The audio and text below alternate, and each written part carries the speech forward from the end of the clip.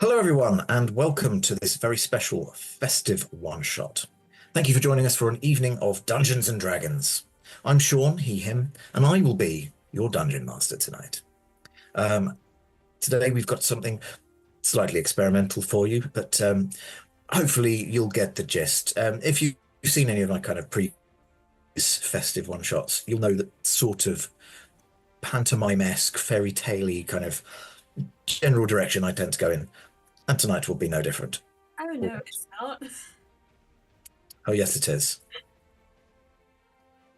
Oh, we're just going to stop at the one. Okay, that's fine. Yeah.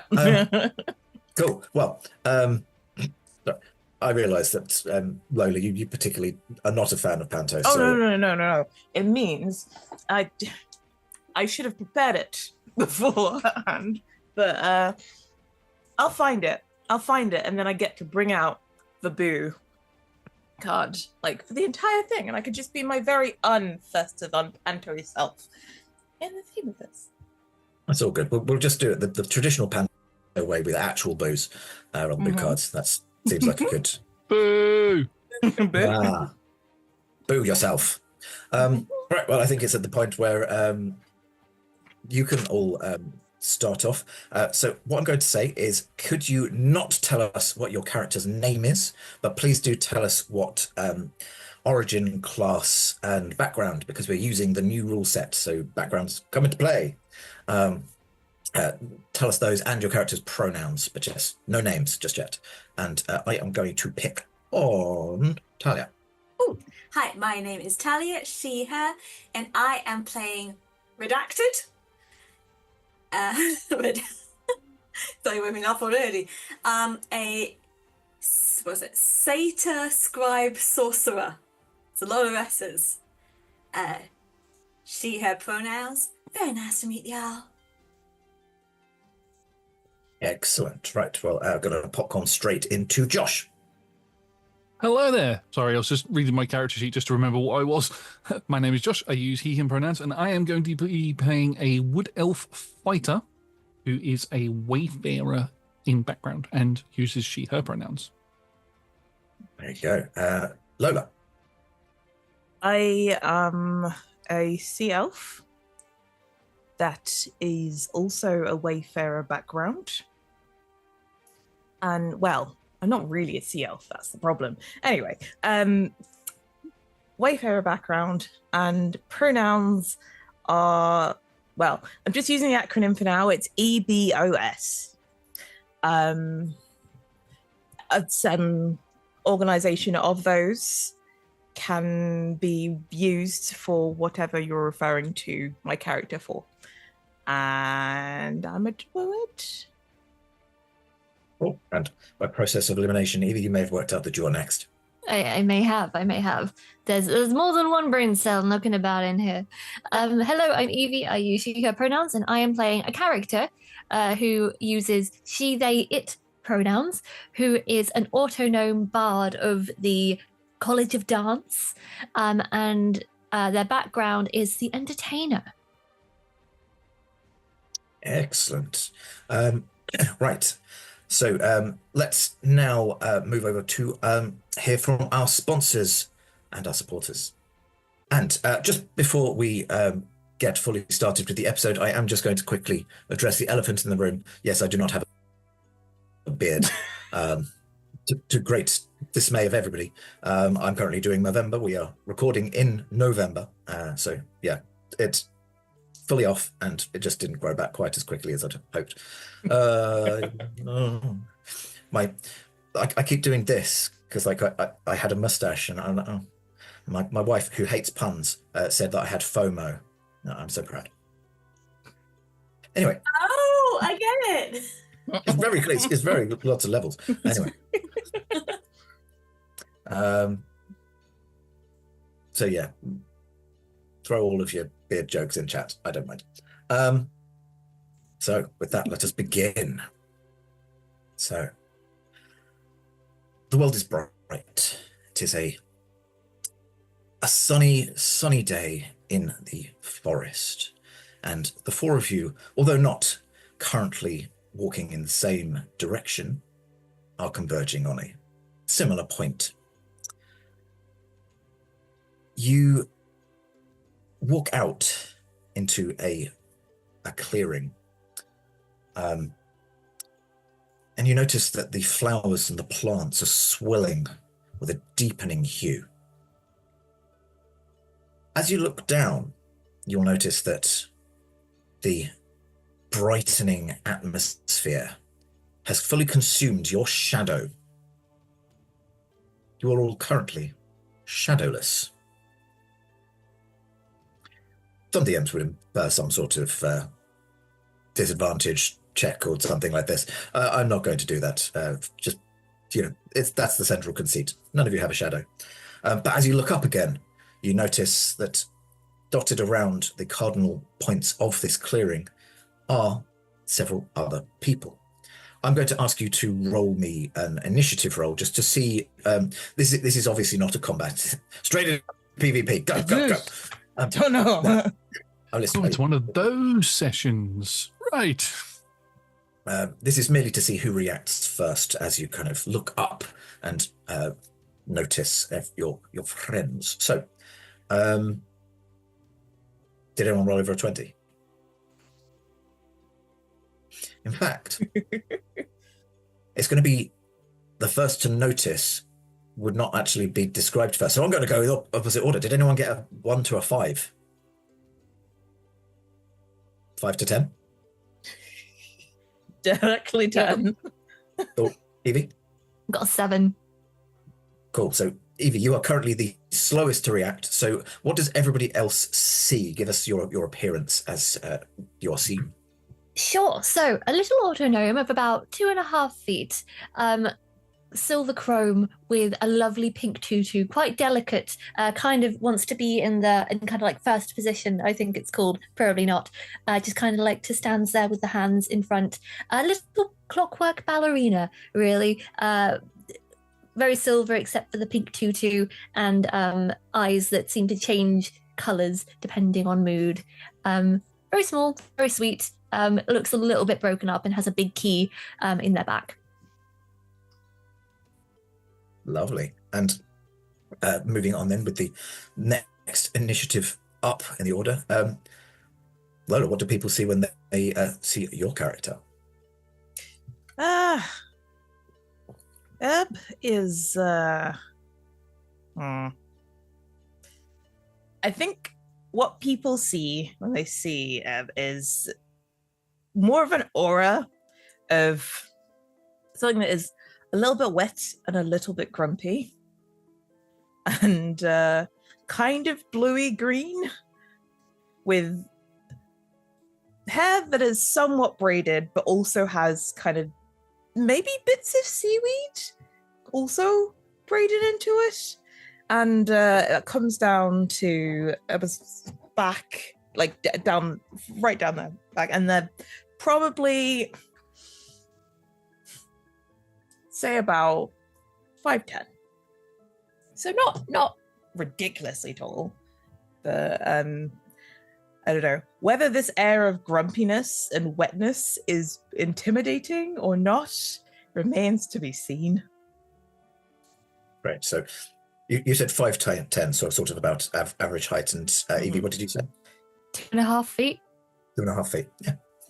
Not that this will come into play later, I'm sure. Great. Did anyone get between a 10 and a 15?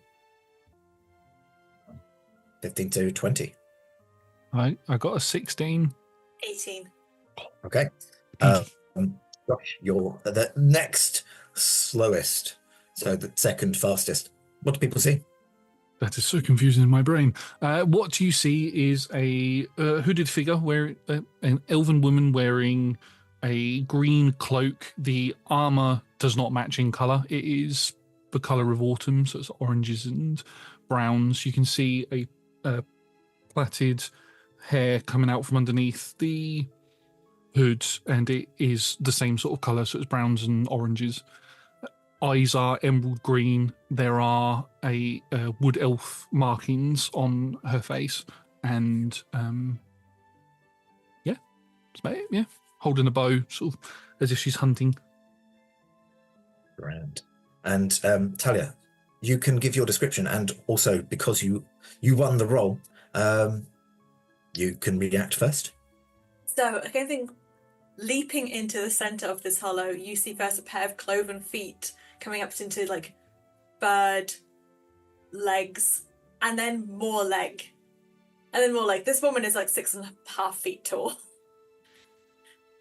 Through all of that, not wearing much on the lower hand. Why do you need to when you are quite literally part goat? So it's kind of a very airy skirt and quite a loose shirt going on, but lots of like straps for scrolls, more books, things of like note taking and research going on.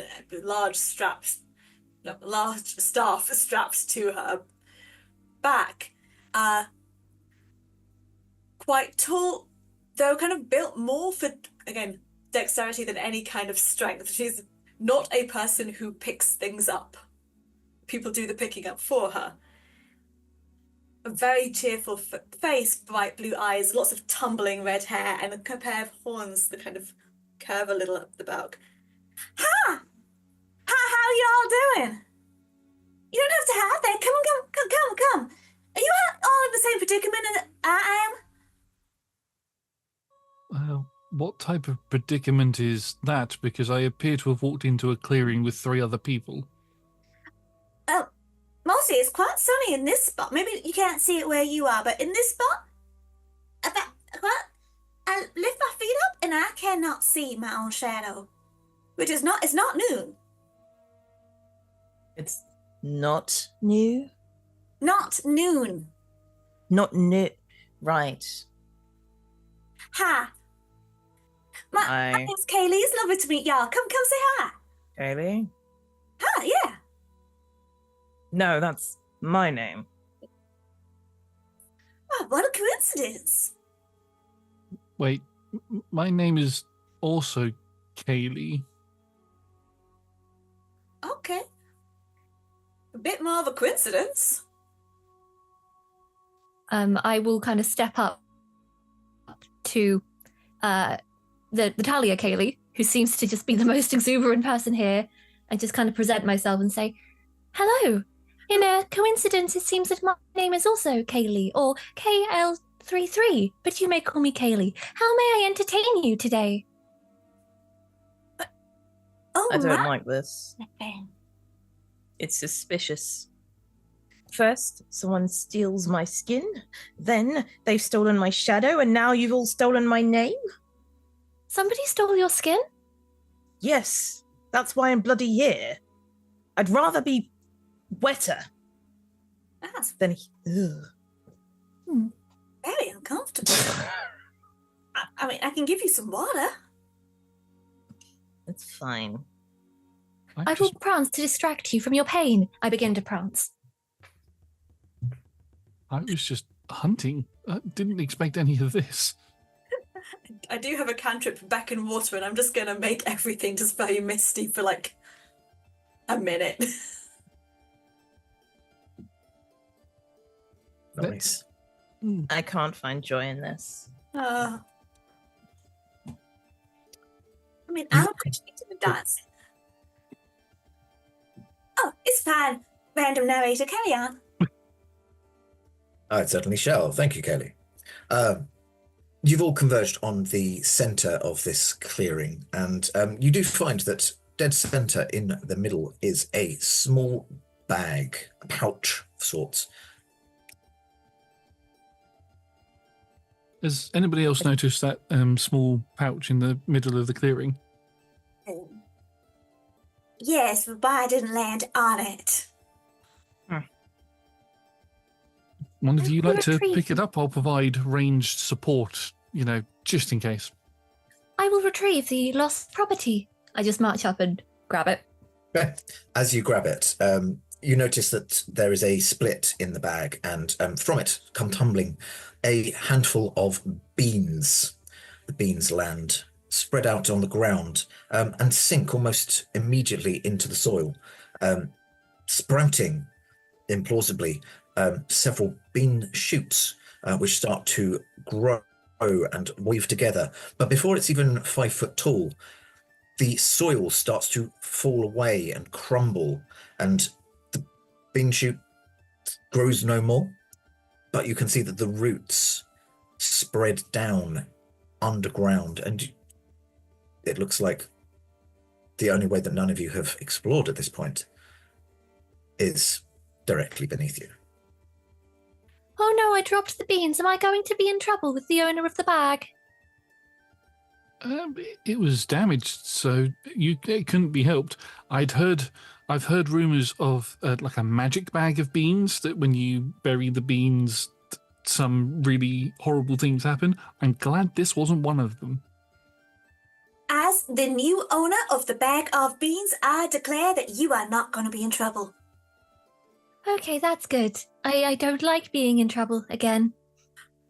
Look at a little So button ownership box. is mostly just stumbling upon a thing and taking it. Also, I work in a library. That's what ownership is. Also, we need to circle around to that again thing. What do you mean? What do you mean again? Why? What did you get in trouble for before? If that's me being slightly too forward because we've literally just met, then please tell me to. Jay. It's okay. Since the incident, I have had my honesty settings set up to full. I may have broken many vases in the home where I was entertaining the young residents. Many, many vases. I was not allowed back. Why would anyone let a little thing like you go? You are absolutely delightful. I am, but it is my greatest shame. I break everything I touch. No. I don't know why I've given myself Right. this backstory. I didn't have this going in. I don't know what's happened. You're just someone who wants to earn a living. No. Hey, hang on. There it is. Oh yeah. I I didn't know haven't that got you'd be able mine. to see mine. Mercy Buku. Right. I'm going to have to put a counter on this Oh, no. episode, aren't I? It's a one-time use thing. Okay. You can see that the roots descend ever downwards. Would you like to attempt the descent? I'm gonna roll. No, I want to have a closer look at it first before I wander down into the unknown. There. Roll me perception. In fact, everyone can roll perception if they wish to. This dice is not Lean like me. This is the over this. second time that I rolled the same thing. Beans So, you're offering it, I shall take it. 12. That was a 10 again. 12. No. Okay, 12. I rolled a Four. 6 for the second time on the die, but it's a 12. 18. 23. 12. 12, 12, 18, and 23. Okay. With the 12s, Kaylee, you can see. I'm enjoying this already. You can see very little. You can see that the roots kind of descend down into the darkness. Even the kind of ever-present brightness of your current surroundings can't seem to pierce the darkness down there, even with dark vision, which I'm pretty certain you both have. You're struggling. It's almost like the darkness has a tangibility down there.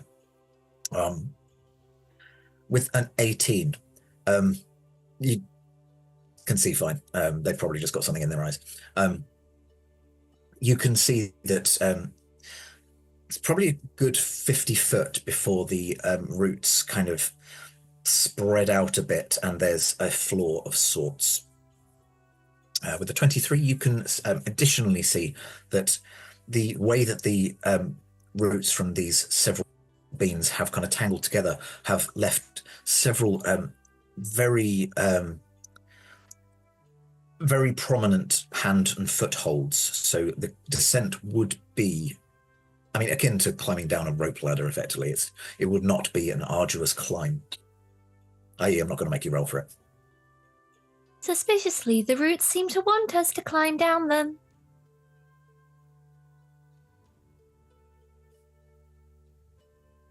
Well, that seems I don't fun. like this. But Well, if it's a route to getting our shadows back, then maybe. it seems like the route, yes. Kaylee, would you like to go first? Kaylee jumps. Just jumps. Mirthful leap, baby. Yeah, fair enough. I'm not going to damage you for advancing the plot. That's fine. It's very squishy down here. It's perfectly fine. Kaylee will follow a little bit with a little bit more caution than Kaylee.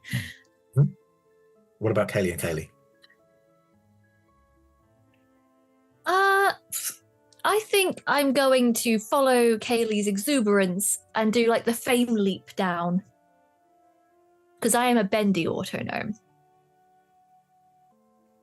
I'm just going to stare down at everybody else at the bottom, and I could just walk away right now. I could just walk away and be on my way and finish what I was doing. I really want to see what's down there. So I'm going to follow Kaylee, and Kaylee down there. Great. So as Kaylee, and Kaylee make their descents, you do make your way down to, as previously narrated, 50 foot where the ground sort of levels off. And you can see, strangely, that there is already a little cavern that you can wander into. Now, presuming that, we want to finish this one shot at some point today, and you all carry on down this corridor, you walk along it for a time, and then you notice ahead of you there is a bright light. And as you get closer to it, you can see that the light is emitting from a very large, 1 foot in diameter candle, which protrudes up from a strange cavernous drop. The path in front of you is completely covered by this drop, so the only way would be to leap, presumably, over the candle.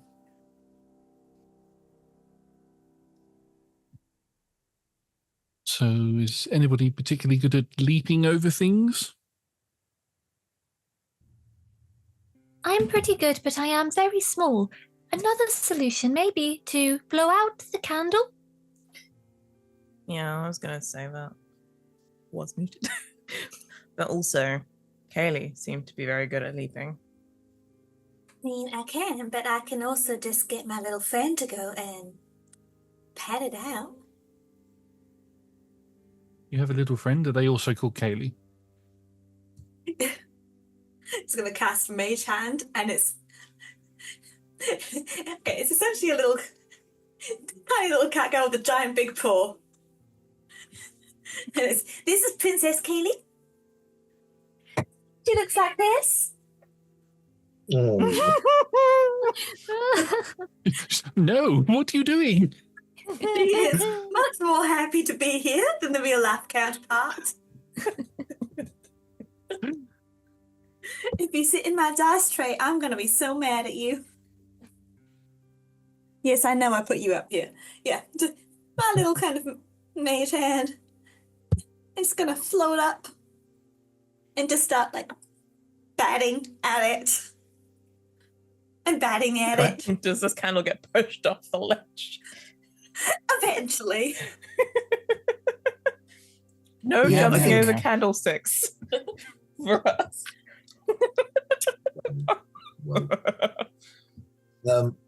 Yeah, I think this isn't a kind of one-off thing. You can keep going until you successfully snuff out the candle. There is the wick has still got a kind of slight kind of brightness to it, where it has only recently been snuffed, but and a bit of wispy smoke, but it is no longer on fire.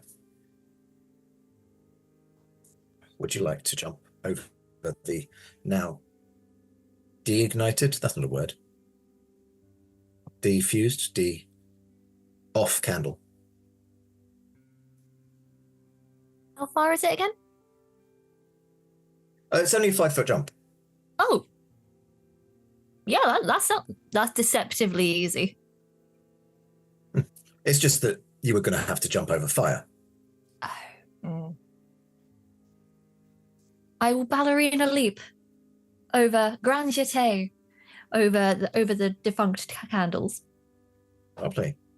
I mean, there was going to be a roll to see if you avoided getting caught on fire, but you've successfully just completely, yeah.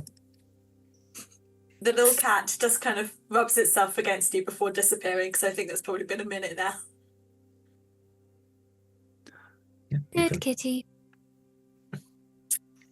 you can leap over at your leisure because, like all DMs, I have not read the new rules for jumping, or in fact the old rules. Are there rules for jumping? Apparently. No, I know. Yeah.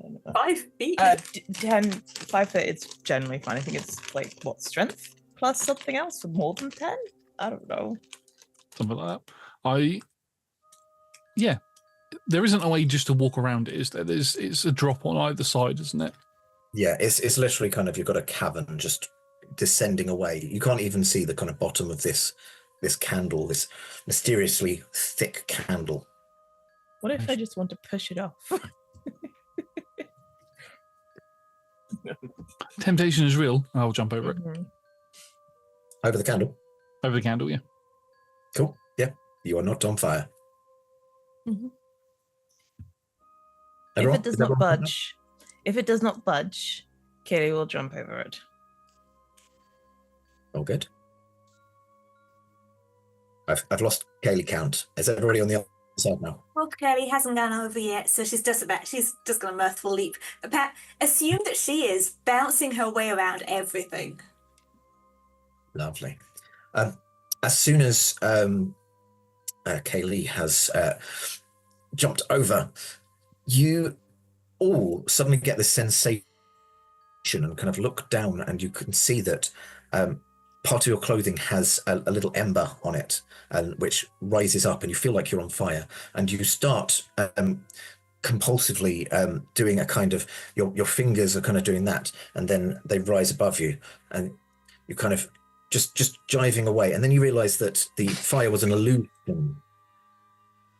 but you are left with this movement, and eventually you realize that you don't have to do it anymore. I continue to do it. I feel like we should definitely have had a save against a shotgun. Don't get a save against plot points. Mm. That's my exercise for today done. No, it's not. Oh no. Uh-oh. Right. Is there another area that we can move into? What do we see around us other than this one candlestick across the way? You can see that the way continues ahead. You can see that there does seem to be a little bit of brightness, not the sort of brightness that you would get from the sun or stars at night, but more of a kind of bluish greenish glow, as if from a kind of bioluminescent plants. Fun. Hmm. Do you wish to proceed? Yes, please. Sure. Can I? Do I know what the plant is? Ooh. Give me a nature check. Is this dice better? No, it is not. That is a natural 1 on the dice. +7, but it's a natural 1. Definitely trees. Absolutely. Just, I mean, the size of them. Land probably. things. As you approach, you can see that you have walked out into a forest of towering mushroom-like trees. No, tree-like mushrooms. They're mushrooms. They all kind of have this faint whitish blue glow to them. Leaves this kind of hauntingly beautiful sort of white woods with the kind of spreading darkness beyond the trees, kind of just creates this haunting comparison between the hues. As you walk out, you notice that there seems to be a breeze rising from behind you, building and building until the howling of the wind becomes the howling of wolves. You can sense the overwhelming size of the pack, as a kind of instinct kicking in, telling you to run. Whether you do or not is up to you. But I want to see the puppies. What? Can I understand them? Or do I have to cast it first? Sorry. Do I get the idea that they are like normal animals? I will let everybody roll this. If you want to do either a perception or an arcana, maybe Nature. survival. Okay. I'll let you roll those. Oof. Doing better. Got what we were rolling for. Sorry, what were the options again? Survival, perception, or Arcana. arcana. Thank you. Okay, well, 15 on the dice, and I'll choose survival, so 19. 19 with survival. So I could have had 21 with perception. I was hoping that you would let me pick nature, because I felt like more of a...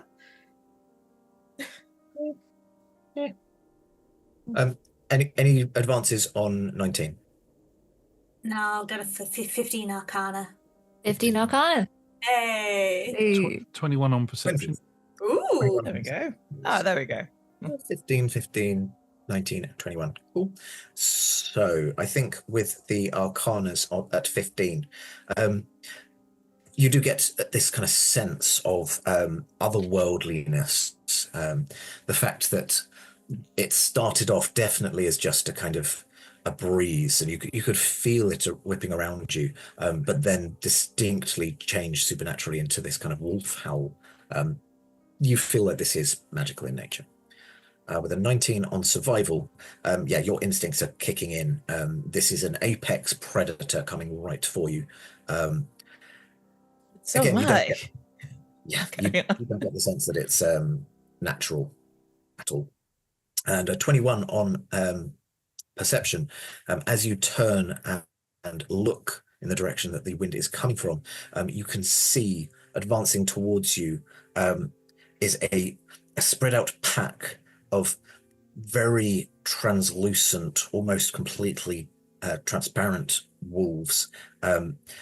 As they streak towards you, they start to merge together into a single howling gale of massive air wolf.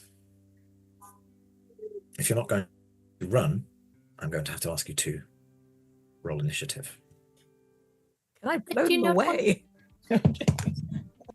Blow them away. Yeah, I was just thinking that. I do not want to be a chew toy again. You won't Okay. be me. 19. Oh no, I got... Oh, that's a 9. Okay. 15. 11. 13. Right. I'm going to have to ask for those in my particular order because my brain apparently can't hold more than... I can hold the numbers, I just can't hold the people's. Right. Someone got a 19. It's fine, it's Kaylee, and Kaylee. I don't know why you're on. It's very true. I'm undone by my own devices. Talia, you got a 19, yes? I did. Fantastic. Then I think I heard a 15, 13? 15. 15 and a 13. Mhm. See? Remember the things. Right. Evie on 15. Lola 13. on 13. And Josh, you got a 11. 11. Okay, and suppose Plus Yeah, 4 to correct. dex. that tracks for me. Cool. Right. Well, we will see what you do as Talia, you are indeed up first. So, do we want to fight it, or what are we doing here? I have no idea. I just want to find my shadow. Oh yeah, shadow. That's what we're doing. I completely forgot what we were doing for a moment. Yes. Maybe fight or scare it away, or even see if it's real. Okay, Could be So- part of the test. what I am going to do is I am going to use my staff of bird calls to create the sound of a giant, slightly psychotic goose from the other direction, coming from the other direction. So they'll be like, okay, so these are these people here, but they seem like not really doing anything. But there is a giant kind of psychotic goose noise coming from that way. So maybe we should leave. So it's gonna make goose noises. Okay. I will ask you for, let's go with animal handling. See whether your goose staff can, and in fact, does the goose staff give you any modifier to anything, like to hit or anything like that? It's just a very common magical item, so there are no modifiers. It's just a staff that can make bird noises from wherever I want it to. It's kind of nearby. I'm going to say that you can add 1. Okie dokie. Honey bunny. That is a natural 20 for a 24. Very nice. Yeah, you kind of using the staff of bird calls, you work out acoustically. Being a bard, you know all about acoustics and the best way to blow your instrument, and you make this noise of an exasperated goose reverberate around the forest to sound like it's coming from off to one side, and you do notice that this large elemental force does diverge its path to go and investigate off that way. You have bought yourselves a round. Fantastic. I'm not a bard, but I have read and written about bards. I've interviewed them in the past, and I think they do a great job. That is true. It doesn't begin with S. Well, I don't know why I thought this. A spard. Bard. Alright, so...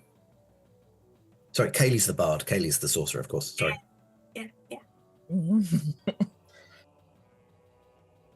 Should we just go? That might make sense, now that it has been distracted by what I can only assume is a psychotic goose. I'd agree, it does sound rather psychotic. There's a goose in the hoose. Let's go. Continue to trudge on, maybe looking around, seeing if there is an indication of where we're supposed to be going. Okay. But not running. Well, you can start to make your way in the direction that you were going, and as you do, 6 seconds later. Sorry. You come upon a small house made of straw. Do you reckon we were supposed to have grabbed the fire from the candle and then set this on fire? No, I think we need the wind, but I can sort that one out. Why don't we just knock on the door? You know what? We could do that. I'm just gonna hold Kaylee up so she can knock on the door. You Yep, I knock in upsies. knock on straw. As you knock, the straw door does bolt inwards. You can see that there are very modest furnishings, all made from hay or hay-adjacent materials. However, as you do kind of look into this space, the wind, if not the wolf, does return and the walls start to fall in. However, in the distance, you can see that there is a house made of sticks. I think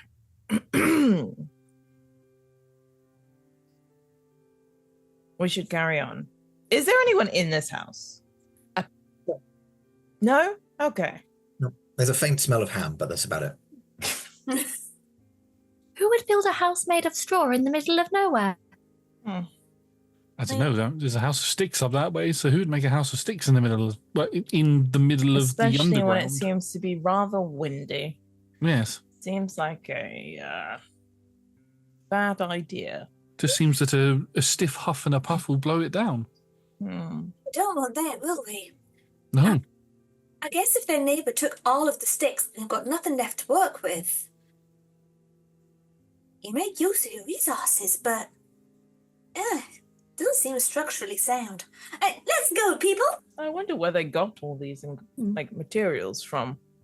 Can I not check a through the straw particularly cupboards before we go? Sure. Give me a investigation check very quickly. Cool. Investigation is a 12. 12. As you're kind of rooting through the cupboards, you do come across some quite nice straw placemats. There are precisely 4 of them. Interesting. I take them with us.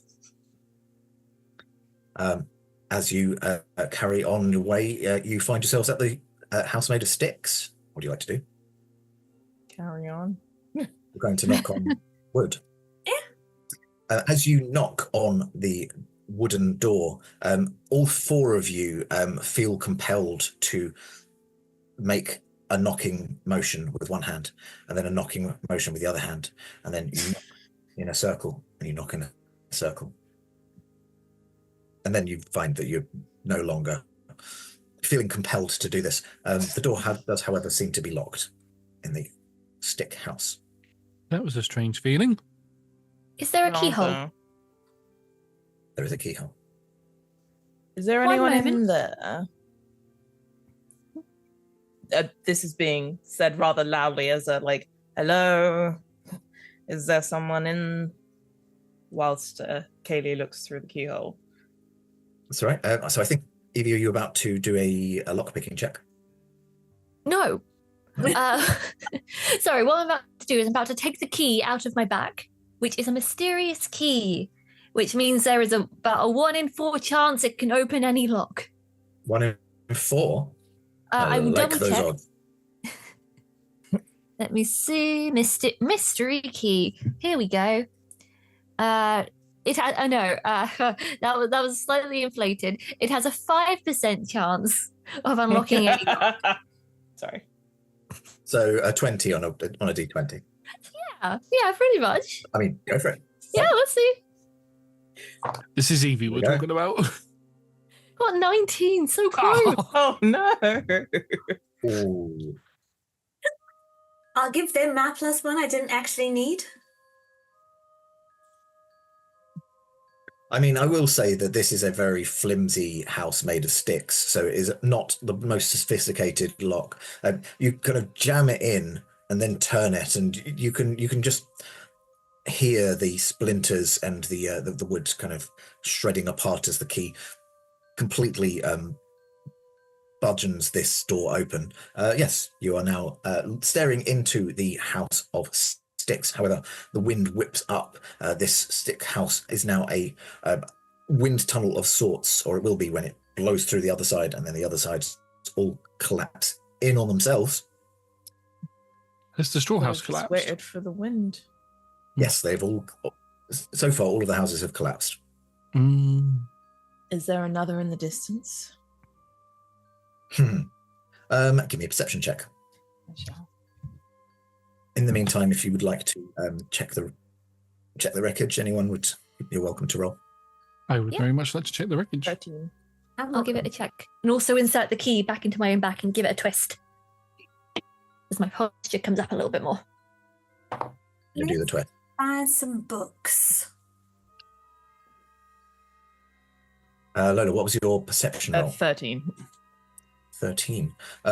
You can see off in the distance, as a similar distance to the stick house from the straw house, a similar distance from the stick house to this new station. You do not see a house, but you can see a nicely laid out, squared off foundation where a house could be built. Do we see any people or creatures or things? Creatures. You haven't come across any creatures so far. Mm-hmm. What were the investigation rolls quickly? 9, 19. 18, 19. 19. I got an 18. Oh, 18 and 19. I think that is enough to have found several sets of nice, I say nice, I mean they're the same sort of stick that the rest of the house are made out of, but several sets of chopsticks. Enough. 4 sets, in fact. 8 chopsticks in total. Sorry, I thought you said forceps, and you said 4 sets, and I was like, okay, that makes that's a very different thing. And some O's. Right. As you head toward foundations, where it looks like a third house could be built, it is conspicuously empty. You do not see any building materials. The foundations do, however, seem solid, should you wish to stand on them. How solid do they seem? What's it made out of? Give me, I think it needs to be strength based, so an athletics check to test these buildings. I am gonna throw something at it instead. Thank you very much. Make it some sort of dexterity, acrobatics potentially. Josh, you asked what they were made of. Seems to be a very densely packed clay. Ooh, I could play with that. I'm gonna throw some of the sticks from the previous house. Oh, it's we kind of broke the door, so there's sticks to pick up. So I'm gonna throw them at this foundation. They clatter on the foundations. The foundations are solid. I'm gonna try and sculpt the element of this clay, because I can do that, and try and make it in just a teeny tiny, like, partner ballerino. It doesn't move. It's not alive, but it's just a teeny tiny doll version. Okay. With my sculpt element, I can make it into a crude shape such as that of a creature for an hour. So I'm just gonna, if it works, then it's actually clay, not an illusion. Yeah, I mean, I assume this is the I can't remember what they call it, but the elemental cantrip that. Elementalism. Yes, yes, you can absolutely do that. The clay forms up into a little likeness of your robot Kaylee friend. As I see it, do you like hold it, or is it animated? Is it just kind of there?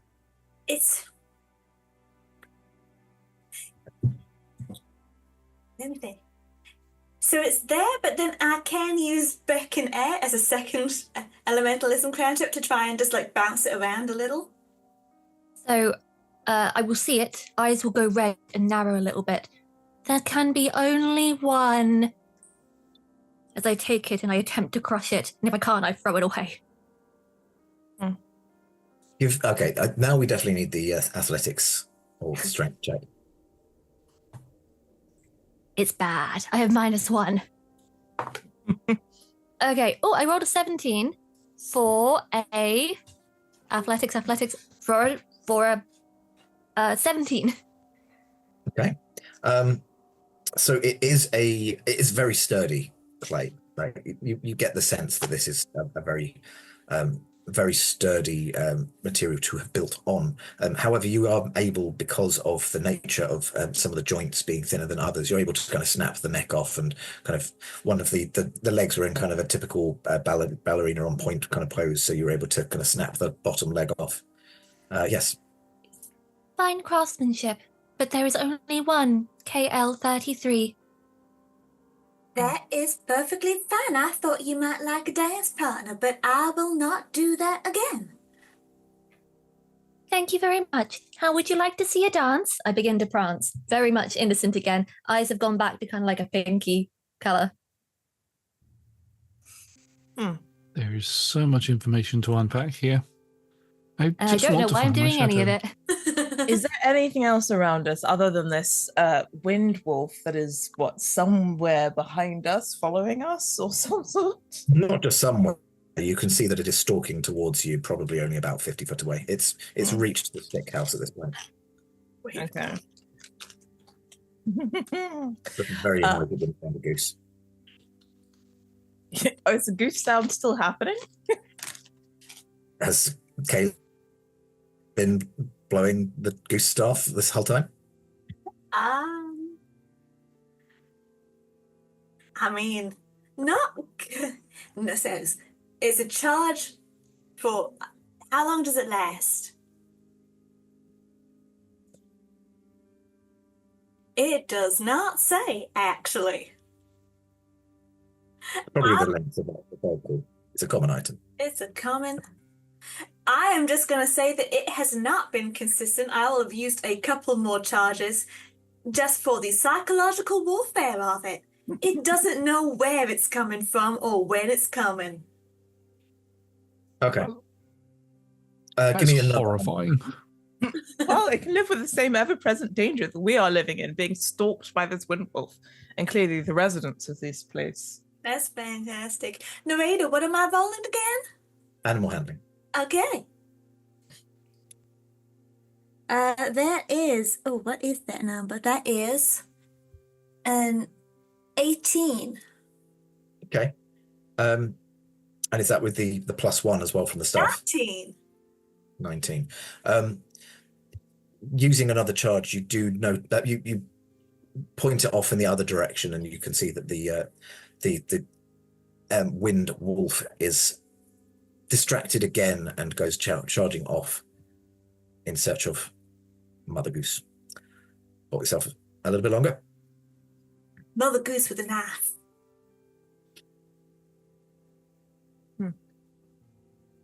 That is one It Mother does. Goose. I think it's quite typical of Goose. I know, right? Definitely. A knife. I mean, there was Yes. one back home and it completely terrorized the village for a Their while. beaks are very sharp. I know, right? Anyway. I mean, And if you've ever managed to get on the wrong side of a goose because you've misplaced their eggs, well, yes, you'll understand that this sounds like home. I feel like I'm learning so much about y'all. Oh, Is there any other buildings nearby? I'm just wondering because there in the previous 2 houses that we've been in, there's been 4 sets of everything, and there's 3 houses. So I'm wondering if there's a 4th house. Give me a perception roll. I shall give you a perception roll. I'm also keeping the voice up, or as I go too deep. Have a bardic inspiration for my prancing. Well, thank you. Is that a D6 at this level? Yes, it is. Oh, thank you. So that is dirty 20. Okay. With a dirty 20, you can see that, again, 50 foot in the distance, there does appear to be a large house, this time made of stone, much more sturdy material. Well, has that house collapsed, or is it still upright? Still upright? I mean, I reckon if there's any people, there might be in the one house that hasn't collapsed or isn't still under construction. I guess we'd better go and introduce ourselves. Yeah, they might know a bit more about this wolf that seems to be doing a terrible job at chasing us. They might know a bit more about the bloody... I don't know. Let's go find out, shall we? Come on, guys. Come on. Okay, at least one of us I is am upbeat. following, I just don't have your energy. I am fully prancing in Kaylee's shadow. Where the shadow should be, there is another Kaylee. This is delightful. We're off to go see the people. I'm not that good at singing, but I'm gonna do it anyway. So you're all avoiding stepping on the foundations of the missing house and going straight to the stone house, yes? Yes, we're walking around. Okie dokie. So as you carry on, you can approach this the stone house. Do you wish to try the door? Knock. Yep, knock, knock. As you knock on the door, this does not appear to be locked. The door just swings open. Is the door also made of stone? Yes, it swings open through some sort of feat of engineering rather than its own weight. Hello? Interesting. Anybody in there? There is no answer, but are you poking your head in? Stone door, poking my head in. Is the feeling that I'm getting Can from we that? hear anything? Yeah. Can we hear anything inside?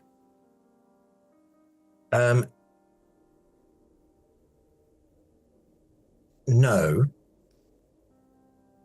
No. Can I check for traps? Are you so suspicious of me? What have I ever done? Yes, of course. Check for traps. Give me an investigation roll. There it. Oh no, that is an 8. 8. I mean, if it had been any lower, I might have had you create a trap that wasn't there already. No, with an 8, you don't find anything. I don't think you need There may to not create be one something there to where there find. isn't one. Yes. The door opening under some kind of feat of engineering could easily be a trap in itself. You I just mean, have to break it wrong. break yeah. it slightly. I mean, I've had a look. There doesn't seem to be any traps, so I'm just going to walk in. Hello? Anybody in there? And there wasn't a trap on the brick house. You still didn't tread on that one. Yes. So as you enter this room, you notice that it is quite well appointed, if I do say so myself, which I did. It is filled with a variety of furniture, all in threes. There are 3 beds. There are 3 comfortable chairs. And along one side of the single round table in the middle of the room are 3 dining chairs. Sitting upon the table are 3 bowls of porridge and 3 spoons.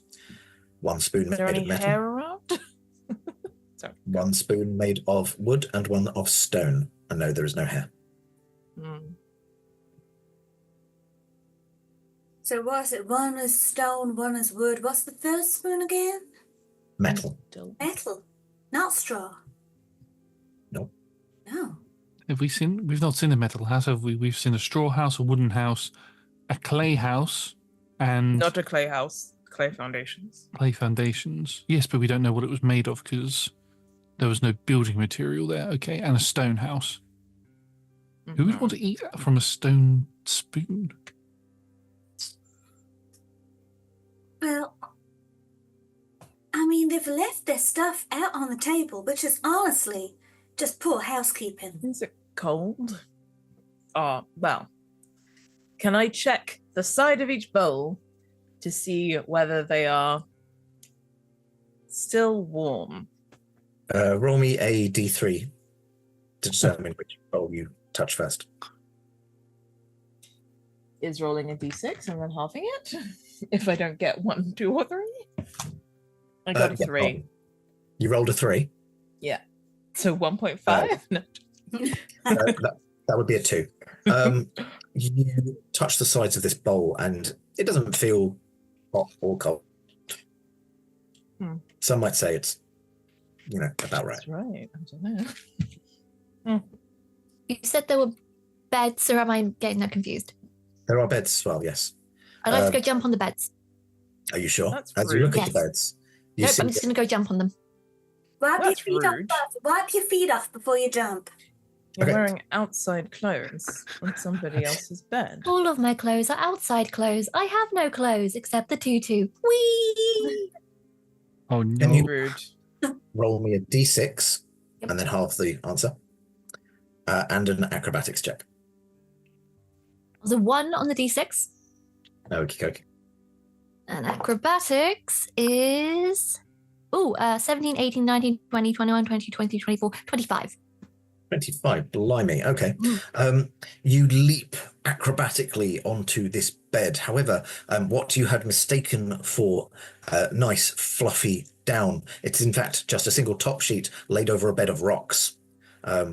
But with your acrobatic roll of significantly higher than I was expecting, you managed to deftly just kind of hop between them without doing too much damage to yourself. These do not seem like very comfortable beds or good for jumping on. I continue to jump. The same bed or a different bed? I'll hop to another one. Why not? Okay. Please roll me a dexterity save this time. Yep. And a D4 and half that. Okay, so the dex save is 11 plus 6 is 17.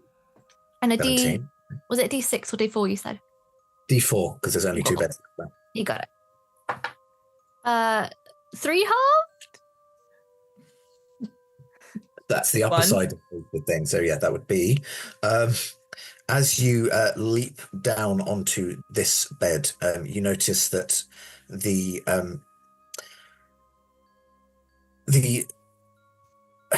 underneath the duvet, which to be fair is slightly more downy than the first one, seems to be covering over a bed lined with razor blades. However, 17 is again enough that you don't do yourself significant amount of damage. Do you want to jump on the last bed? Yes, I do. Yes. Absolutely. They seem rather inhospitable. Kaylee, And this is very inhospitable behavior. I wouldn't, if I managed to get home, invite you to my house. It's That's another okay. bed. The amount of invitations to people's houses I get dwindles by the day. you can come into man, but however much you need. I think you'd cause an absolute riot, but I do feel that this is dangerous. At the moment, Kaylee is directing Princess Kaylee Kitty to go and essentially empty out all of the bowls of food into the central pot to go and put it back in the larder, because it's just messy. I thought you were just... Fair enough. I Okay, spring to the last bed. cool. Dexterity save. And so Kaylee is pouring all of the porridge back into the cooking pot Yes, using Mage Hand. using Mage Hand. That upsets me greatly, but yes, you've certainly, Hey, I touched the Invented side the- of a bowl, but it's fine. yeah, you found the one decent one. It's almost like taking your cues from nursery rhymes is a bad idea because everybody knows them. Evie, what was I your dex? rolled for it, so... See, mine was I have a strength of 9, and so therefore I have established I do not do the actual work. 22 on the deck save. I think this is because your feet are small enough that as you jump on the bed of nails, you deftly manage to avoid all of the sharp bits. You do completely pincushion the duvet down, and these pins just stick up, but you take no damage. I have a feeling that people don't want us to be here. Certainly not to sleep here. Well, it is kind of rude just to go into a random person's house and sleep on their bed. Who Oh, would so ever that's do what I've been that? doing wrong. As Kaylee finishes pouring all of the porridge back into the central pot and places the bowl down on the table, you all feel the compulsion to dance, and you find yourselves looking to the left, to the right, and then nodding twice. Left, right, nod twice.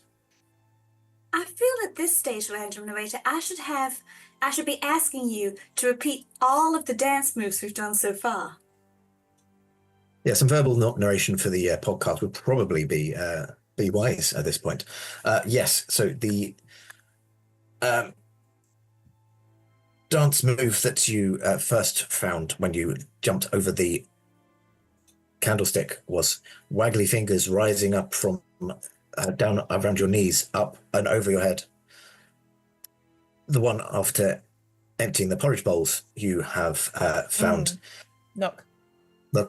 look, nod No, twice. we knocked You first. forgot the knocking. You got the knocking. Yes, thank you. I had forgotten I ordered that one. Yes, you got the knock 4 times with one hand, 4 times with the other hand, knocking in a circle towards the center, knocking towards the center in a circle. Nothing happened at the straw house, did it? It was just the stick house. It was just the stick house. Okay. I'm going to point out that Kaylee does not see anything weird about the compulsion to dance. This is completely normal. I dislike it. I do as well. I'm not the dancing type, and it makes me feel weird. So, what do we do now then? drink alcohol? Because that's what I usually associate with dancing. I'm starting to like you more and more. Perhaps we should move on and see if there's any further clues. Do I get the sense that all of this is one big clue as to where we might be going? Or, I mean, we know, but did the Kayleys know? Does Kaylee know? What do the Kayleys know? Does E-Boss know? Give me history rolls. Ooh. Going to be a high DC, I'm going to tell you that now. I'm going to ask if I could talk my way into having some kind of advantage for having a background of being a scribe. And maybe I've read about it in one of my books or written. I will give you a +2. I will not give you advantage. That is fine. I will just always talk my way into trying. Well, yeah. So I will use the luck point because I got a 9. That was not better. If I rolled a 14, however, if that fails, I would like to use a feature that I have, which only goes off if I fail a check. Okay, you have failed the check. I shall use it then. So the feature I'm using is called Tactical Mind. When you fail an ability check, you can expend a use of Second Wind, and instead of regaining HP, you roll 1d10 and add the result to the ability check. If the check still fails, this use of Second Wind is not expended. So that would Not take me bad. to a 19. 19. I will get everyone's results. Tell you. 23. 23. Evie?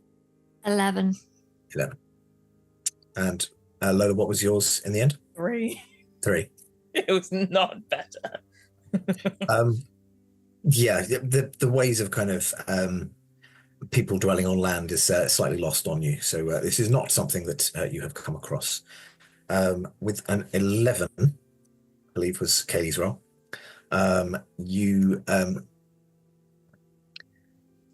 You've not really heard of anything like this. Like maybe you've heard of things stealing shadows, but there's not really any coherency to the stories, and certainly nothing that's kind of befallen you so far. With a 19, you've still failed the roll, so you can have your second wind back.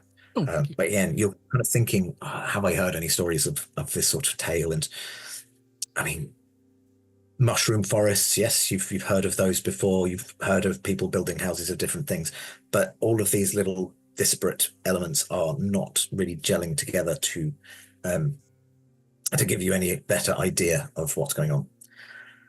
A 23.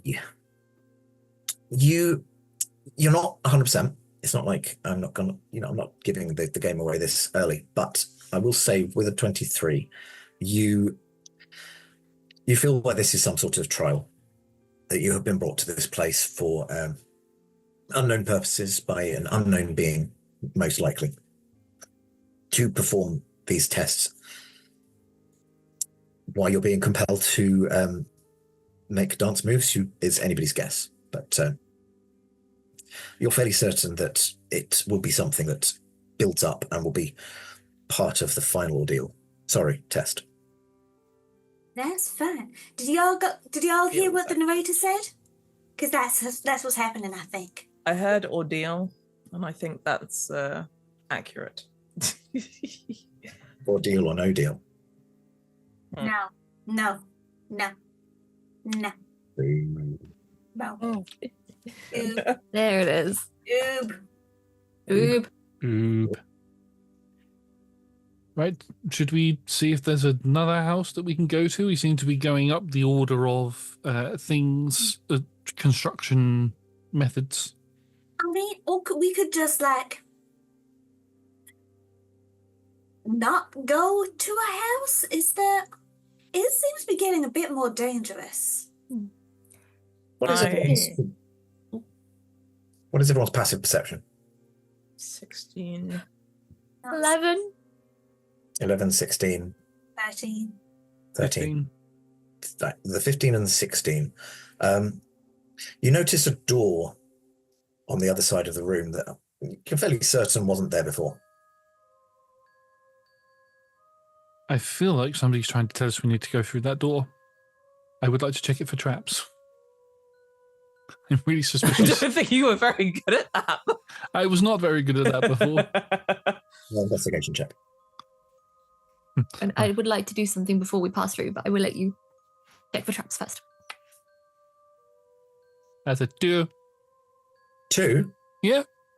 I have a +0 to investigation. I don't know why I'm doing this. Doing this. I don't know why I'm doing it. As you... So I feel like we're watching you and going, this is really not. I'm just scratching my head going, I have no idea what I'm doing. I have a +5 to investigation. I do not know why I'm watching you just do this. We're communicating Kaylee's extreme lack of interest in this by going, yeah. Josh, what are you armed with? Just so I can narrate this properly. I have a longbow, a rapier, and a dagger, and Okay. studded leather armor. I think it's either studded leather or just leather armor.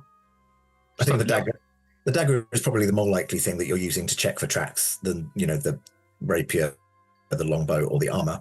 So yeah, as you're kind of, you don't really know what you're doing, as you said. So you're kind of just like jabbing it in the in the gap between the door and the frame. And at one point, you kind of accidentally twist too much, and you fire the doorknob into your own face, and you take 1 point. Oh God. Oh! You're I'm- creating traps. Sorry that happened. You sound like it. Just trying. I have done it. Katie wasn't laughing. We've gotten that by this point. No, but this happening did make them try not to laugh. I think it was a stone doorknob. That is the strange thing. It was a metal doorknob, and the door was in fact made of wood. It is entirely not in keeping with the rest of this room. Gross. I'm going to sort of move my mouth about a bit and then spit a tooth out. One of my back ones. That hurt, but that helped because that one was hurting me. Oh. I suppose it's all right then. Before as everyone is doing the traps, may I do 2 things? First of which is pocket the spoons into my central compartment. Mm-hmm. Cool, I have spoons now. And the second is where the razor blades are pointing up from the bed. Would I be able to remove 2 and strap them to my feet so when I'm on point I have dagger feet? Yeah, of course you can. Yeah, that's all I wanted. Thank you. I thought you were going to say that you were some sort of dancing dishwasher for a moment then. When you put the spoons inside. Oh, they will come out surprisingly clean. I don't know how. Well, Davidosi. So, Gonna get Princess Kitty to go and just try and open the door. yeah, there isn't a There's no doorknob. doorknob now. Oh, But is Princess Kaylee intangible, or could you pass through the door easy enough and open it from the other side? I mean, she's got to have some substance in order to be able to interact with things. Could you cast it looking through the hole left by the doorknob? I could cast it through the door, through the hole. Yeah, I just need to. It's Through a the point knob I hole. choose within range. I don't even need to apparently be able to see it. I could just say the other side of this door. Cool. Yeah, and there is still a doorknob on that side, so you can turn the thing and the kind of leftover bit from the previous one. It has a technical term, but like all DMs, I'm completely making this up as I go along. I want to say it's called a jam, but it might not be. Jam. go bold!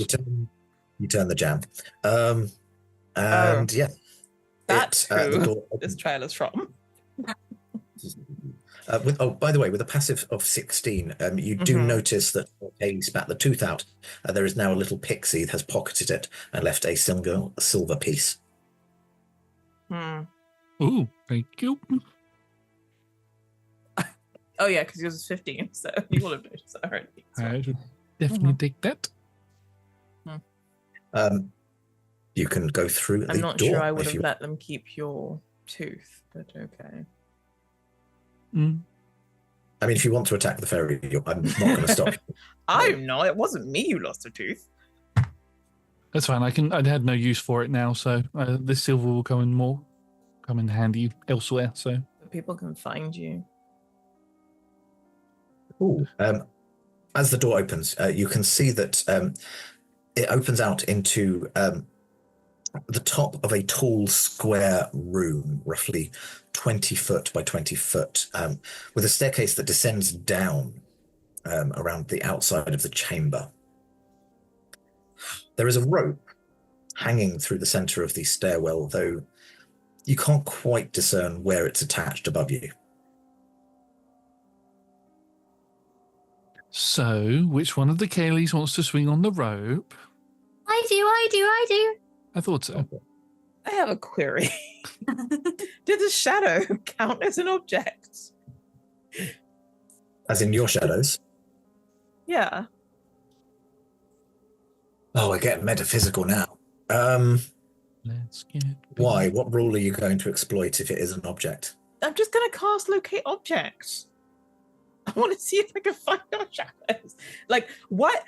We are looking through this door and down this thing. I'm like, do we want to be going there, or do we want to be going elsewhere?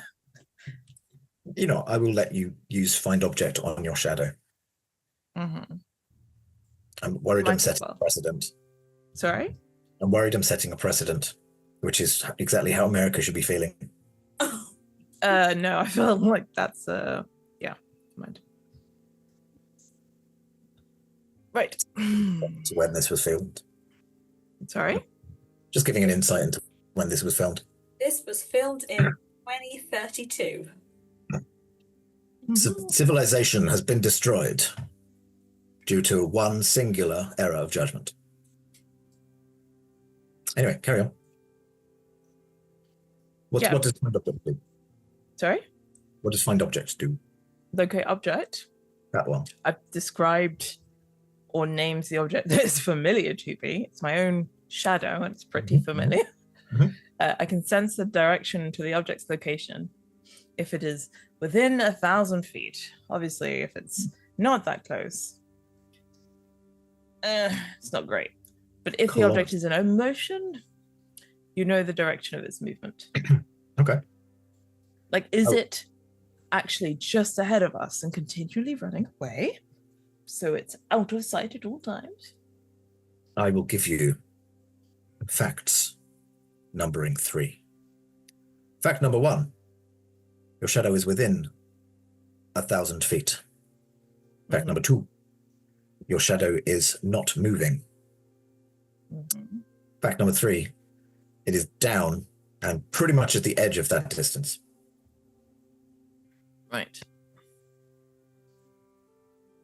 And there are stairs. There's like a circular staircase and like a string that goes all the way down to the bottom. I In mean, the middle. a squared offset. If you imagine a square room, it's kind of gets to a corner and then it goes down and it goes down.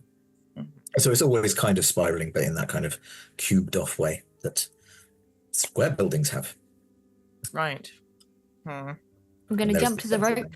and slide down, saying "wee" the entire way. Roughly how much do you weigh? Oh God. Okay, so I'm 2.5 feet, but I'm made of metal. Hmm. I don't have a fairly- good metric for this. I'm going to say this is going to be a Constitution save. Okay. Those See what spoons happens. probably aren't helping either. No, that's true. I didn't roll well. Just rattling a lot. I rolled a 4 on the dice with another 2 for a 6. Yeah, as soon as you grip the rope, whatever force was holding it where it was gives way, and you are sliding down the rope, but the rope is also sliding down you. So you're just falling down the stairwell. Feather fall. Fair. Yeah. On you and the rope? Yeah, why not? Cool. Because otherwise you would have been doing that Wile E. Coyote thing of like the rope keeps going and then you can see it and there's a whoop, But yes, the rope and yourself are feather falling to the bottom. Very gracefully. I think maybe we should catch up with KL33. No? Okay. And I'll start going downstairs. Yep. We'll follow slowly. Right. Everybody descending the staircase. As you descend to the bottom, you can see that resting in as a pile of bricks, there is a large iron bell. It is sitting limply, not just completely against the side of the wall, and the I don't know the proper name for it, clanger, is also just kind of sitting limply there. You can see that there is a door right next to you. There's a real temptation. Yep, I have the same. Are you looking to ring the bell or knock on the door? Knock on the bell.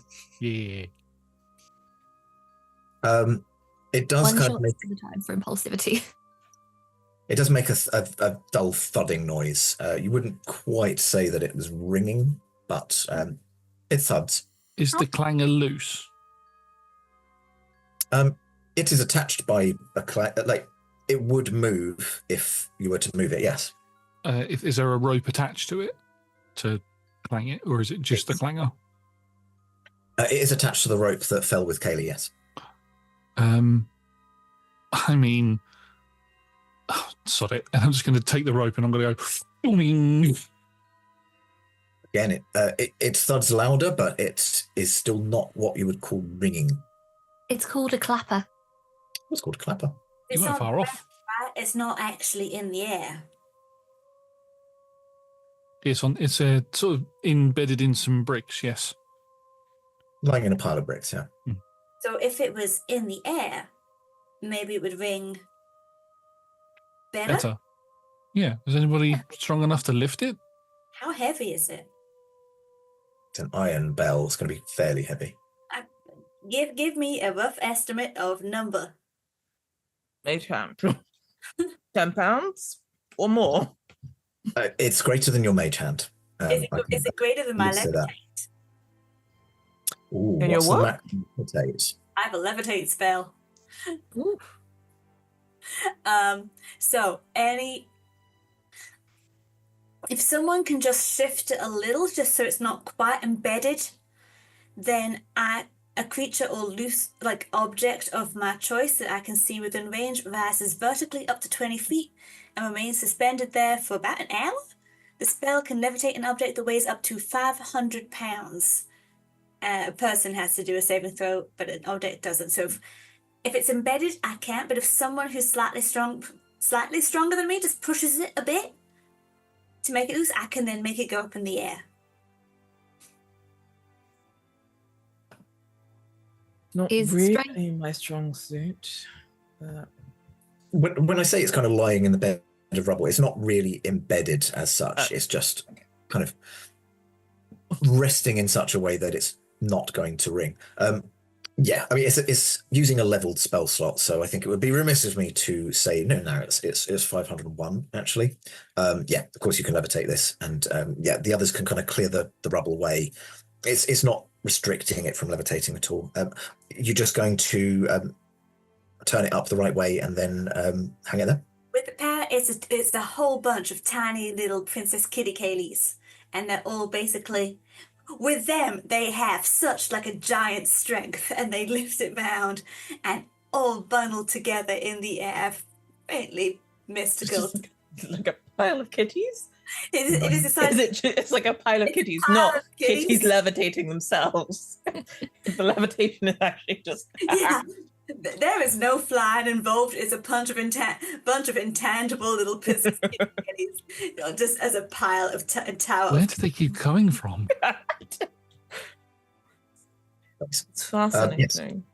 You can absolutely do that. And now the clapper is hanging loose and free as nature intended. Need to boo that. Boo! Boo! Yes, I will try ringing the clapper. Yes, this time as you swing the rope, it rings with an almighty clang, and the four of you feel compelled to dance. You all find yourselves holding an imaginary bell in one hand, and you ring to the top corners and then ring to the bottom corners. Top, in an hourglass shape. Until eventually you realize it's just muscle memory. You're not actually being forced to do these things. No, I continue. Now, the interesting thing, so we've done quite a few different dance moves now. Would someone like to demonstrate all of the dance moves that we've learned so far? I think we just did that. No, that was just one dance move. We've done at least 3 others. I can't remember them all. I need somebody to show me. So there No, was I just meant we did that upstairs. then Yes, well. 3, 4, 1, 2, 3, 4, and then it was. Josh, give me a visual cue. Oh, visual cue of something. I'm looking. Nod. Oh yeah, Nod. nod. Nod. Nod. Followed by the final one, which was The one we just ring, did. ring, ring, in a thing, yeah, In an hourglass, yeah. in an hourglass shape. Okay. At least we Okay. have Kaylee to keep that memory for us. I'm That just took wondering. more energy than I have. I'm just wondering if it if we get to a point where we get to the end of whatever this challenge is and we need to perform the entire dance. So I'm just going to ask every time we learn a new dance, just in case we're at the Right. end of the thing. And also, with all of that shaking you were doing, Kaylee, are the spoons clean now? I take out my spoons. They are pristine. Somehow, who knows where the dirt went? I am even more impressed. I mean, I was giving myself personal inspirations for every time you did something absolutely wonderful, but I am even more impressed.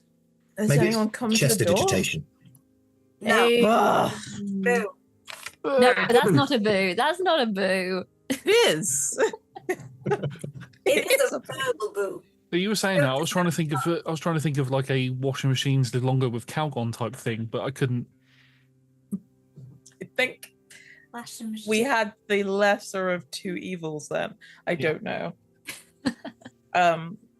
It can always be Did worse. anyone come to the door at the clapping of the clanger? You have seen no people emerging. No, there's nearly the door to the side. Can I try and Is it open the door? Let me do this. It is not locked.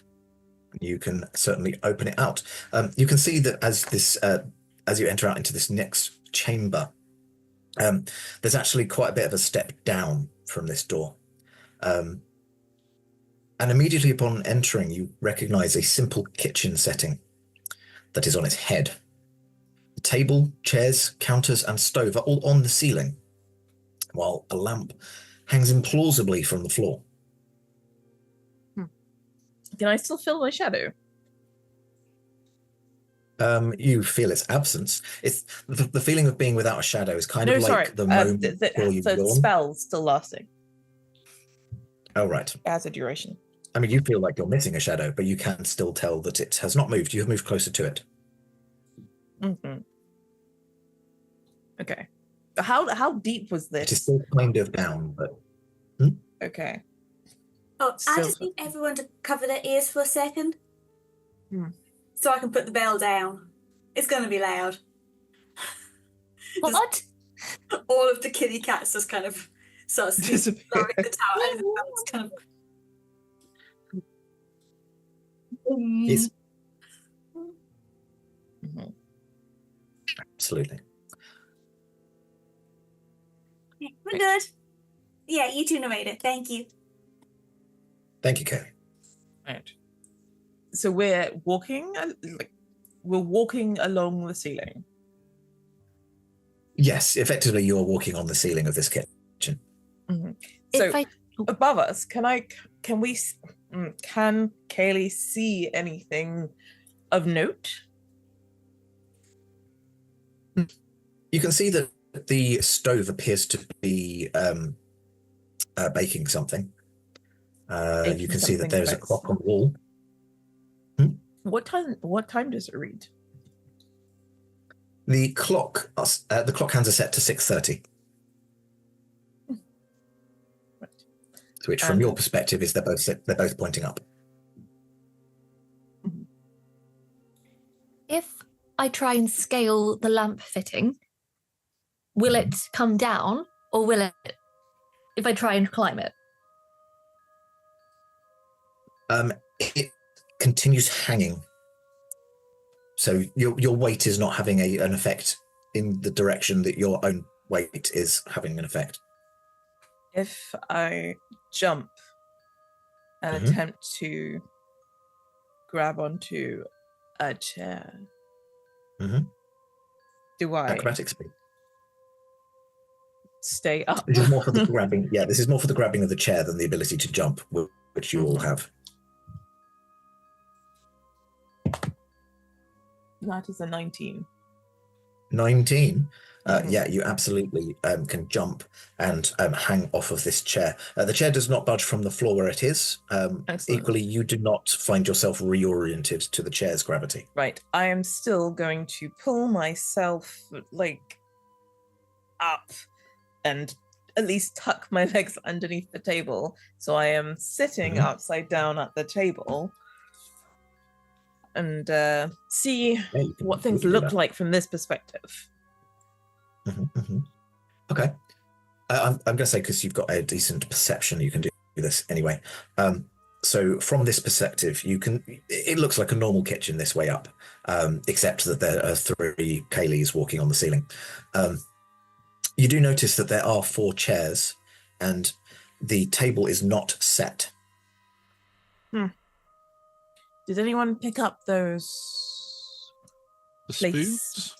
No, the placemats, the straw ones. I did.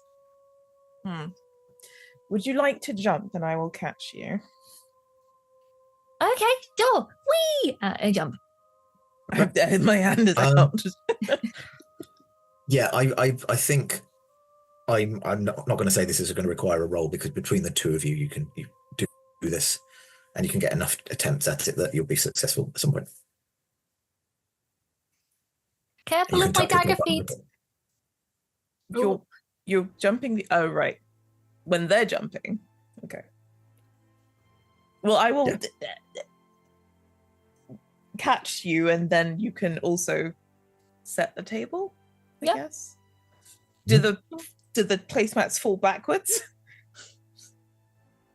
When you put them in place on the table? I do. They stay oriented where they are.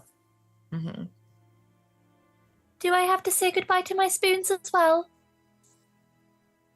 Perhaps just for a moment, but I guess looking up or down at the others is all the blood rushing to our heads at this point. Very much so. I don't have blood. Well, unfortunately, I do. Looking up at the Kayleys, it's like, are you going to join us? I'm happy to. And I'm just going to kind of fold myself around, so I'm like... I mean, I guess I should have checked for traps here, but perhaps the trap is in the oven. Maybe the trap is the friends we made along the way. Oh dear God! So I'm technically walking on the ceiling now, right? I think we were always walking on the ceiling. That's so confusing. Right. Are you dancing on the ceiling? I'm definitely not dancing. As soon as you say that, you feel compelled to dance. You start doing a kind of shuffle backwards, and you start walking up the wall, and then you start walking on the floor, and you are now oriented with the rest of the room. In fact, so is everybody else. Josh, please make me a dexterity save, because you weren't prepared for this. Oh, and Talia, you can have a DM inspiration. What was it? A heroic inspiration now. Awesome. I rolled a 19 for a 23 on dex. Nice. 23 is fine. Yeah, you feel in your stomach that kind of dropping feeling, and as you start to ascend upwards, you swing your feet around and you land deftly on the floor. Did Heroic 3-point landing. Did anybody else do that, or is it just me? No, because we were already sitting down at the table Ah, right. on the right way up. I don't Yeah. feel that was one of the dance moves that we need to remember. No. At least we went. I feel remember it just in case. So you will find yourselves sat the right way up in this room. And as you kind of realize that you're experiencing gravity normally, your bodies are overtaken with the urge to dance. This time you hold your hands up in a box. You turn the box, you turn the box, you turn the box. Box, box, box, box.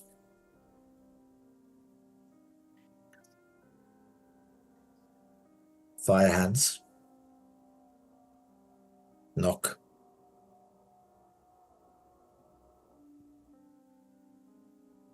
Then we have, oh God, I've forgotten them myself. Nod, look, nod, nod, look, look, nod, nod. Oh, then you have. Did the shuffling count? Ring the Oh, yeah. bells. Did the shuffling count?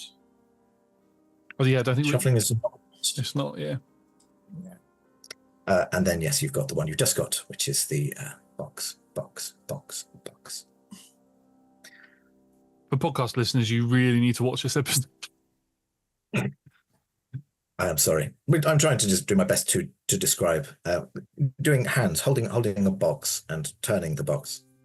You notice that there's a door the right way up that seems to be slightly ajar. Before we head through, can I look in the oven? Oh, you may, yes. As you look in the oven, you can see that after the kind of burst of smoke and steam comes out and kind of hits you in the face, and you go, ugh, you find that there is an upside down cake in there. Cake is upside down? Well, it's an upside down cake. Like a. Yeah. Cool. Yes, I got that. There were multiple ways we could solve this room. I'm going to put it in my chest compartment. Cool. I'll Will also it come put the out spoon back in there. dishwashed or baked? Yeah, it's an easy bake Wash. dishwasher. Yeah. Wash, baked, or crumbled. Bake items. I really liked the tiny easy bake oven I had when I was a kid that actually baked and probably was a safety hazard. Cool. And now we all have air fryers. We've come full circle. As you peer into this next chamber, you notice that it is another square chamber, and the floor is a 4x4 checkerboard grid laid out in the center, about 5 foot across each of these squares, so a 20 by 20 foot room. On the wall to your right as you enter, aligning with the frontmost square of the grid, is a large arch-shaped door. Protruding from underneath the door is a set of rail tracks which curve to the right and into the next square up, but ending abruptly before it enters the other board. In the back wall, the rightmost square is another curved track protruding from the wall, but it leads straight into the rock of this the cave wall. Stacked against the nearest wall, you see that there are several sections of track. There appear to be 5 straight sections of track and 9 which curve directly from one edge to the next edge. While you ponder that is actually the puzzle that we're going to set for the interval instead of the usual anagram. Thought we'd mix it up a bit because it's a one-shot. So yeah, we will see you in 5 to 10 minutes, and yeah, good luck, audience, solving our puzzle, and players as well. Welcome back. We've had our packed lunches, jammy sandwiches. Some of us have gotten into more cozy gear, and we're going to see how I'm not just going to give the solution to the puzzle because obviously the players are now going to have to solve it in roleplay.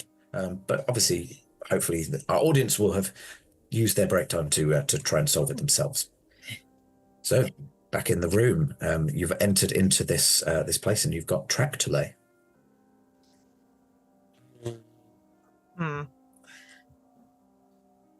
So, how are we going to do this?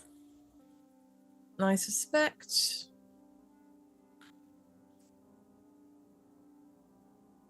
Are they heavy? Do they look heavy? Can we not just walk into there? Are we going to get run over by something if we stand in here? Oh my god. Sincerely. These are just ponderous out loud. Why would someone leave a brain teaser in the middle of somebody's home? Well, the I narrator, honestly have no idea. the narrator did say it was some kind of like trial that we had to go through, so. Kaylee is going to walk over and poke at the pieces that are standing up against the wall. Do they shift? Despite looking like they're made of, solid metal rails and sturdy wood, they are quite light. I would say, for expediency's sake, that they are probably even mage hand light. It's an army of kitty cats. And they're quite big as well. Yeah, they've got a span of 5 foot square. It looks like some of them. Well, it looks like somebody's trying to get some free labour out of us. Mm. Laying the track for them. I think we That's a need bit to rude. use... It is rude, but maybe we do need to use all of the pieces of track, and then that will open the way to our shadows. Yeah. Should we get started? Maybe. Does anybody else feel like this is on the rails? No, it's distinctly off them. Very much so. Right. Can I just like investigate the room just to see if there's kind of like any like indentations in the ground as to what might have been there? Okay. Yeah, give me an investigation check. Fantastic. That is a 24. 24. Yes. Okay. You can see that the ground has got indentations where potentially this puzzle has been attempted many times before by other adventurers. Frustratingly, you can see that almost all of the squares do have indentations curving off as if a curved section of track has been placed in every direction, in every option, and again, a straight piece going horizontally and vertically. But you can tell, just due to the pressure on some of the sections, where the straight sections of track are, if you wish me to give you that extra clue. Yeah, absolutely. That would be great, Mr. Narrator, sir. Right. So, you can see, if we go 1, 2, 3, 4 down, looking at the grid that I've shared, and A, B, C, D going across, you can tell that there should be a straight section of track vertically in A2, a vertical section of track in B2, another horizontal this time in C1, and then another 2 horizontal in B4 and C4. The rest you presume are curved.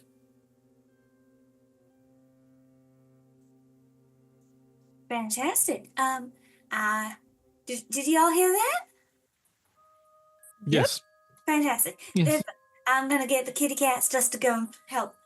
The fact that we're all so very chill about the fact that there is a voice coming from around us is an entirely different thing. Don't mind me. I'm just glad somebody else hears it as well for once. Yes, well. Yeah, I normally hear voices in the woods, so there's nothing nothing new to me. Hey, look, it's something we all have in common, other than our names. Yeah, on the At least it's not wind. telling me to burn things this time. Hmm. Oh, you should absolutely burn things. Oh, I should. Hmm. I think I have something for that. I don't actually have any fire spells. No, Oh, I but have I bright take out. I make bright sparks everywhere. Not good enough. I failed again. Oh, dear. I would like to use elementalism on whatever Kaylee thinks that it is casting fire on to make it fire. It's the tracks. I will That's tracks Oh, be they're metal, aren't they? That's fine. very slightly on fire, not for long, not for heart, but just enough that they thought that they'd done it. Right. I have appeased the voices. Very good. Hmm. Well done. I just hear my brothers and sisters and other siblings calling to me on the wind and saying, "Come back to the sea." But I can't do that. So let's move these into place, shall we?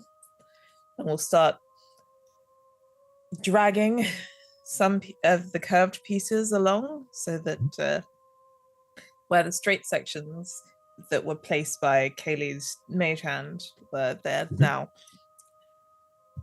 I mean, look at Bec- It becomes a lot easier to kind of discern Mhm. with the great sections in place where you need to put them in. Mhm. And I was also just spoil it for the audience and say that all of our players managed to figure it out anyway. So you all have heroic inspiration. What is that, you may ask? If you, a player character, have heroic inspiration, you can expend it to re-roll any die immediately after rolling it, and you must use the new roll. Now, it does say here, if you gain heroic inspiration but already have it, it's lost. However, I'm going to overrule that. It's a one-shot, and I haven't given Talia time to use the previous one, so you just have to. Sort of. I feel that it's not. You know, I'm not going to say that. Never mind. No.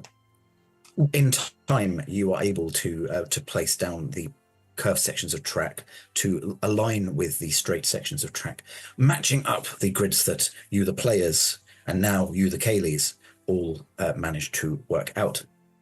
And you can hear the noise of a train whistle. You're not sure why you know what a train whistle is. You're fairly certain there's like some gnomish Do we have to artifices. stand back outside at the door so we don't get run over by a train? You watch as the door swings open, the single door that you had seen, and emerging from it is a tiny little train, but with really wide wheels to match the gauge of the tracks. As it starts to slowly make its way along the tracks, you find yourselves compelled to start moving into a line. You have ordered yourselves in height order, and you start to move your arms in a locomotive kind of fashion. And then after what you feel in musical terms would be 3 beats, after 4 beats, sorry, you wave out in cannon out the side of the train, and then 4 more chugs, and then you wave out the other side in cannon. Always doing the arms when you're not waving. And that is this next dance. You do find yourselves, as you're kind of making these moves and the train slowly makes its way around, you find that you're able to kind of jump onto the back of the train, and it heads inexorably towards the blank cave wall and goes through. And you find yourselves in another room. Is Now, it just like our feet on the train? How tiny is the train? Or is it like now? Sorry, the train that I'm envisioning is like one of those very tiny toy trains, but the wheels are just randomly, ridiculously as wide as this 5-foot track. it's Right? more like So there's nothing for us to stand on. have you seen the kind of miniature railways that you can ride on? But it's kind of just large enough for you to kind of sit on it like you're trying to ride a child's bicycle. I'm imagining a Wallace and Gromit situation personally. What? All of us stacked on top of each other? Yes. Yes. Sure, that's more fun. Let's do that. In Yes. high order. Like in reverse high In- order. Yeah, because it would be silly trying to have the tallest person sitting on this tiny train. Exactly. Yes, that is what happens, and you head through this fake wall, and it emerges. You kind of emerge, and you realise that you're no longer on the train. You step out, and it's almost jarring, the different positions that you find just your body's in. But you are suddenly in a very luxuriously decorated bedroom.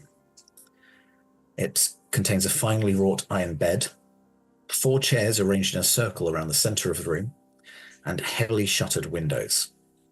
The floorboards creak when walked upon, and there is a slow, monotonous ticking of a clock that can be heard throughout the room.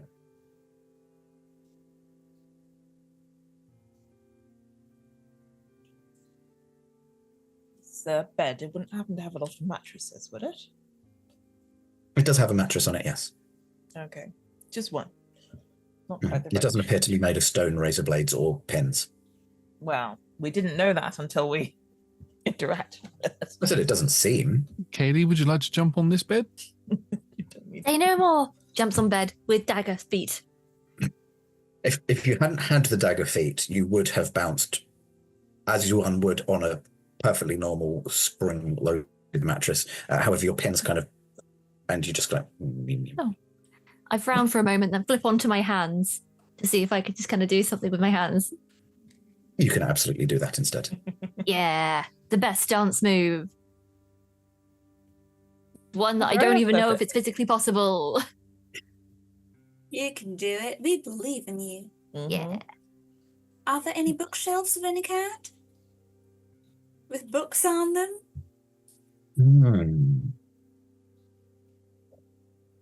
Give me a perception check.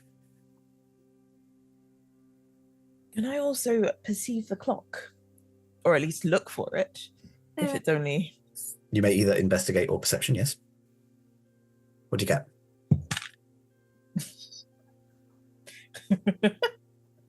There are Mm. any books here. You've got 2 heroic inspirations. I do. I forgot how to use them already. You can just re-roll the It's roll. advantage, Yes. essentially. Well, not advantage, but it's a...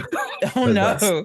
Oh no! You kind of I turned this place upside down, getting in the way of any other investigations, and there are no books, and I am despondent. you feel like out of the corner of your vision you can see a bookcase. You're positive that just somewhere outside your peripherals there is something, but it never materializes. I am so much afraid of anyone trying to do anything actually sensible here at the moment. I'm just trying to find this book. It's a book. There has to be a book. No one is such like a... Everyone reads, right? Like, The silence is deafening. I'm gonna Yeah. leave you hanging there. books. Lola, Everyone has something. Well, So I rolled, what was and Ed's it roll? bounced into my dice, my box of dice, but with the point up. So it's actually just cocked. So I'm gonna roll again. I just felt like I had to tell everyone that. That's all. That's fair. I rolled again. It is a 15 on the dice. And what check did you ask for? Investigation or perception? Investigation or perception, whichever you prefer. Perception. It is a 21. 21. You peer around. Unlike Kaylee, Kaylee does not think that they saw a clock, but looks anyway because the evidence of your ears would tell you otherwise. But you can see no clock in this room. Mhm. But it's not just, sorry, with perception, Mhm. it is not just visual cues, I would Mhm. say. It is also, do I hear where it is close? Yeah. Do I hear where the Mm. sound, or can I perceive where the sound is coming from? or I misinterpreted your original question.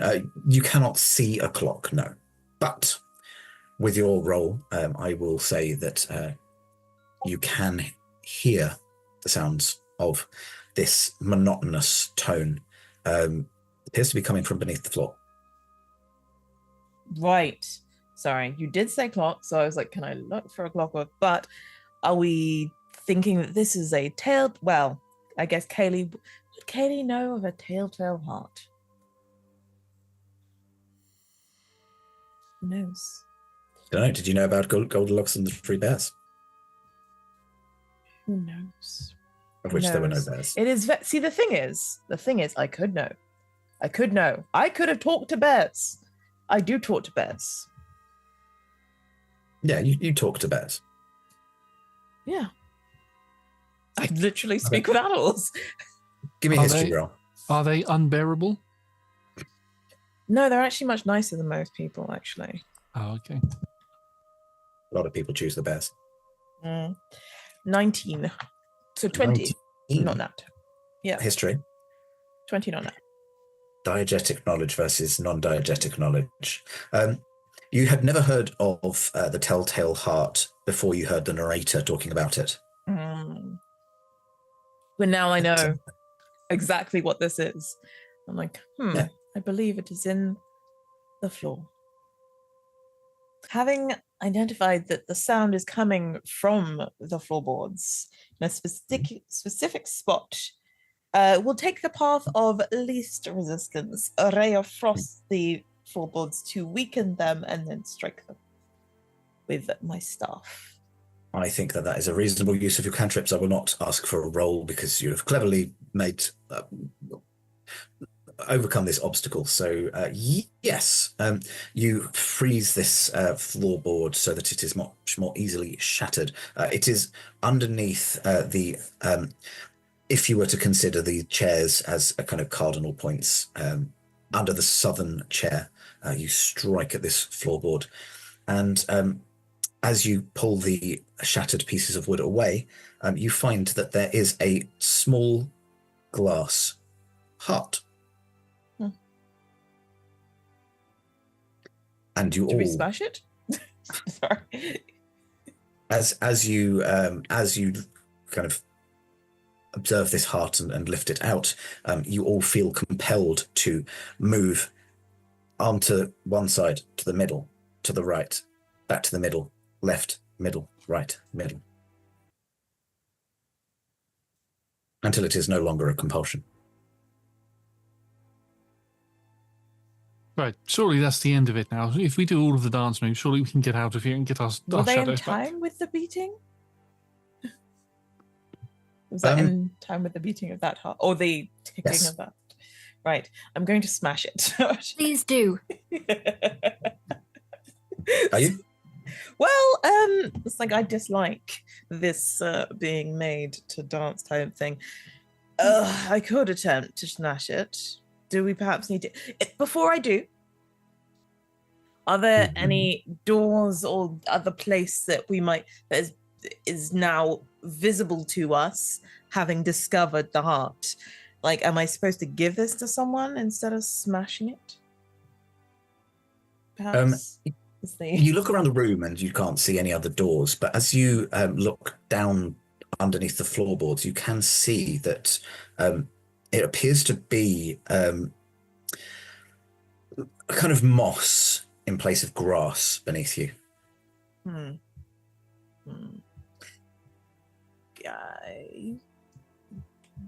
I druid craft it like a way? As in, like, I guess when you druid craft, you're kind of forming something. So perhaps I'm forming, like, getting the moss to grow away from like the center and into shapes that are a little bit more over the floor and over the rest of the floorboards and stuff. I realize I did not narrate something from my head that was quite important. The moss is actually about 10 foot beneath you.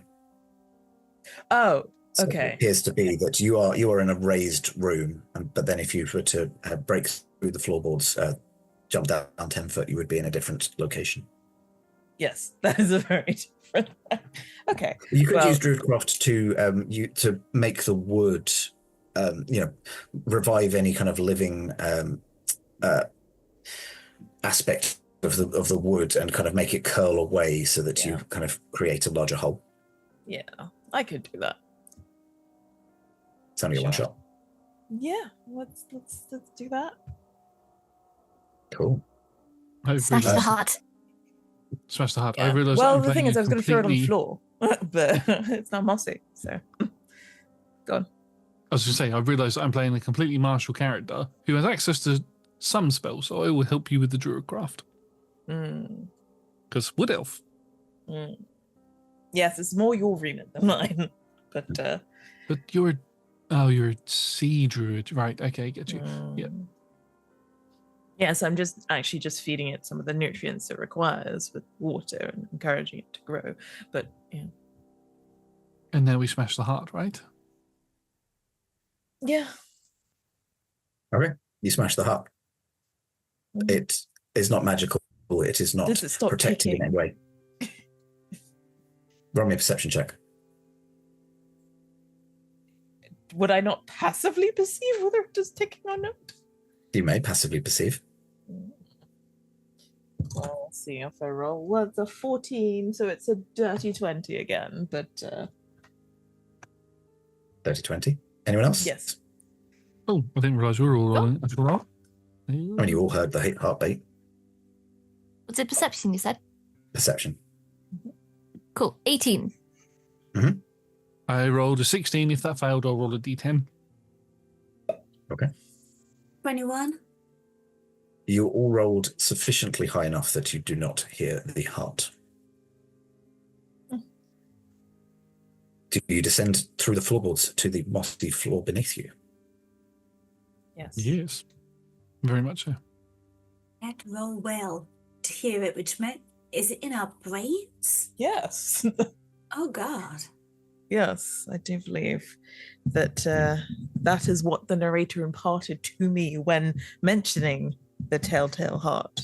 I do apologize. I heard it in the back of my, but I was really trying to find any kind of book that I did stop paying attention to the narrator. I think that the story being told here is that guilt was really the cause of. I don't think I've ever felt guilt for anything in my life. And nor should you. Aw, you're sweet. Except if you kill someone and bury their heart. I don't know. No, not even then. That is fair. It's a very dark turn. As you descend through the floorboards, you find yourselves. You can hear a rushing sound. Kaylee would be very excited to recognize the sound of rushing water. Which Kaylee? It sounds like it's just coming from a little bit further down from where you are. Is it a spring? Which Kaylee? I'm walking at the back of everyone, and as you were having that really dark conversation, I'm just going really wide-eyed, like, what am I doing with these people? Yeah. Yep. Why are we all together? You walk a little bit down the way over this mossy floor. You can see that there are, again, sort of mushroom trees around you. And eventually you come to what appears to be a wide lake. Certainly you could continue following the banks around, but it does appear that probably the quickest route would be across the river. And there in fact seems to be a little bathtub.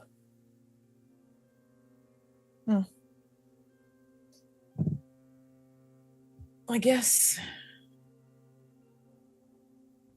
we could use my staff to ford us across the river. Do I hear anything here? Are you passively listening? Or do you want to carry on your 20? I mean, if I carry on with the 20, then fine. Otherwise, this is 16, which is passive. Yeah, I think that's fair.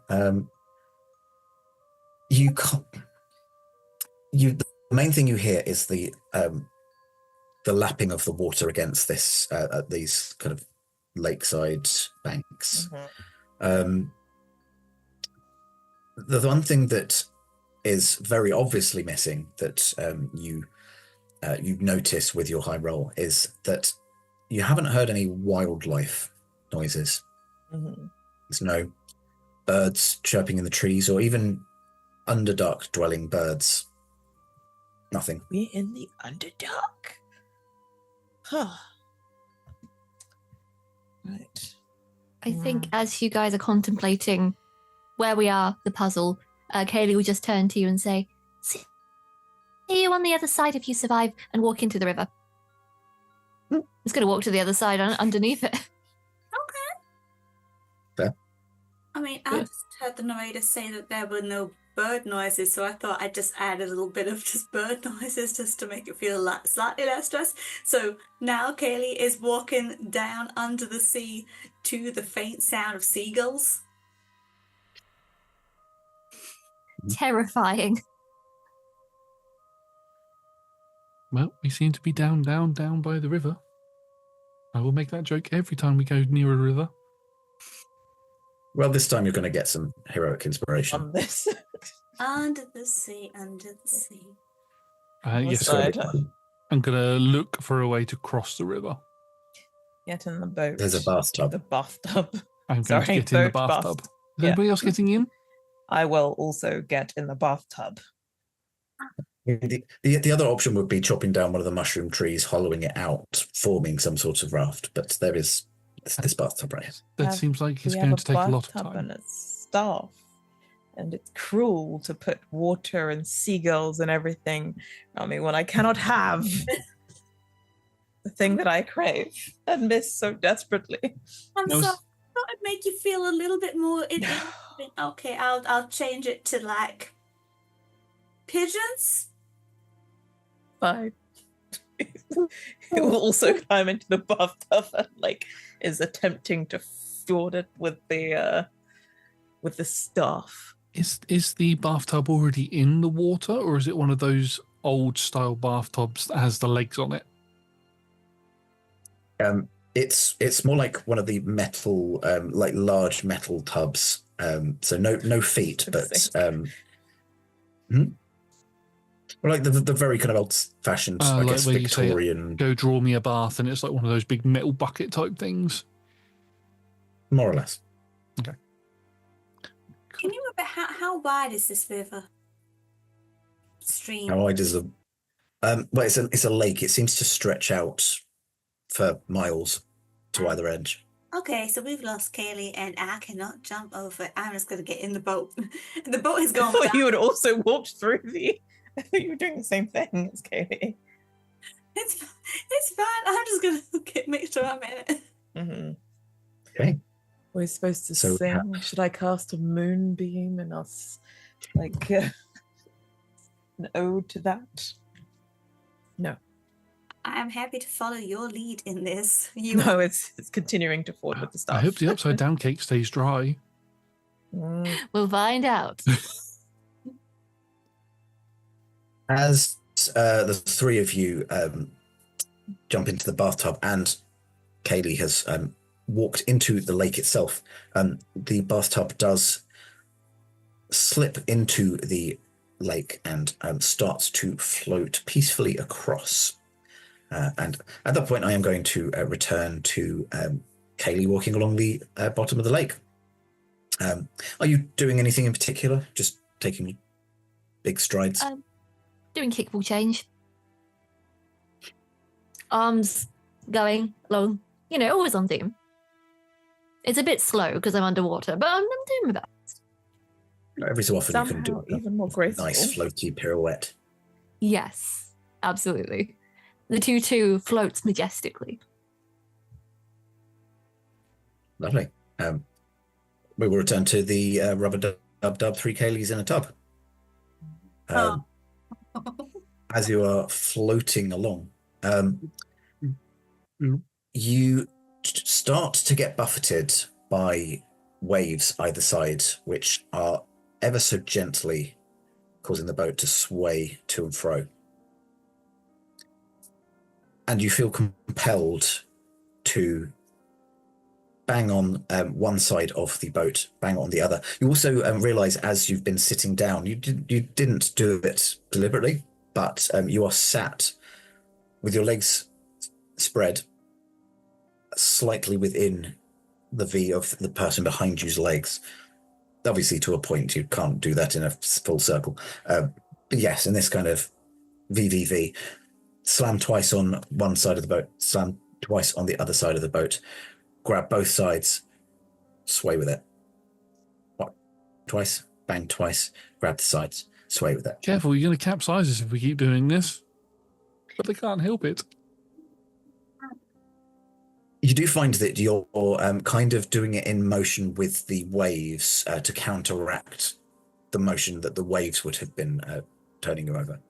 But that after a couple of seconds of feeling compelled to do that, and then maybe a couple more seconds of carrying it on because actually it was helping, you do land yourselves on the other side of the lake.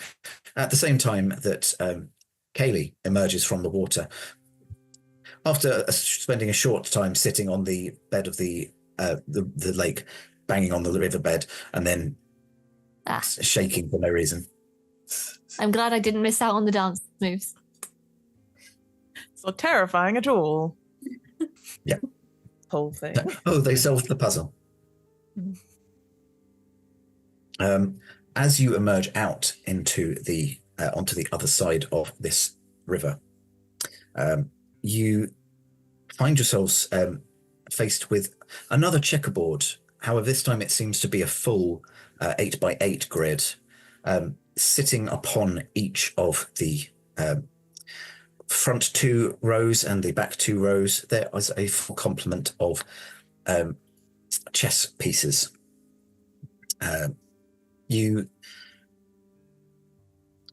This is quite a large grid. It's not quite 5 by 5 foot, because that would be huge, but it's each square is about a foot. So each of these pieces is actually the pawns are a little bit shorter than Kaylee, and the other pieces are all a little bit taller. And I'm not going to specify which Kaylee. Yeah, I was about to say. Right.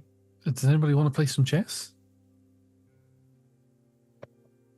Can't This say is it's not my a game I favourite have- game.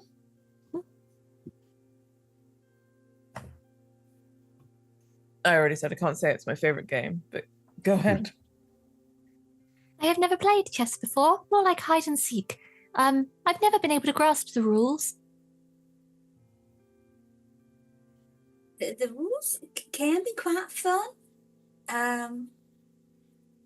The way my little cousin likes to play it is basically just knock everything down and then pretend that the pawns are staging a revolution against the evil their storylines involved, and I'm pretty sure that's not how you're supposed to play it, but it is quite fun. Copy that. I start knocking over pieces.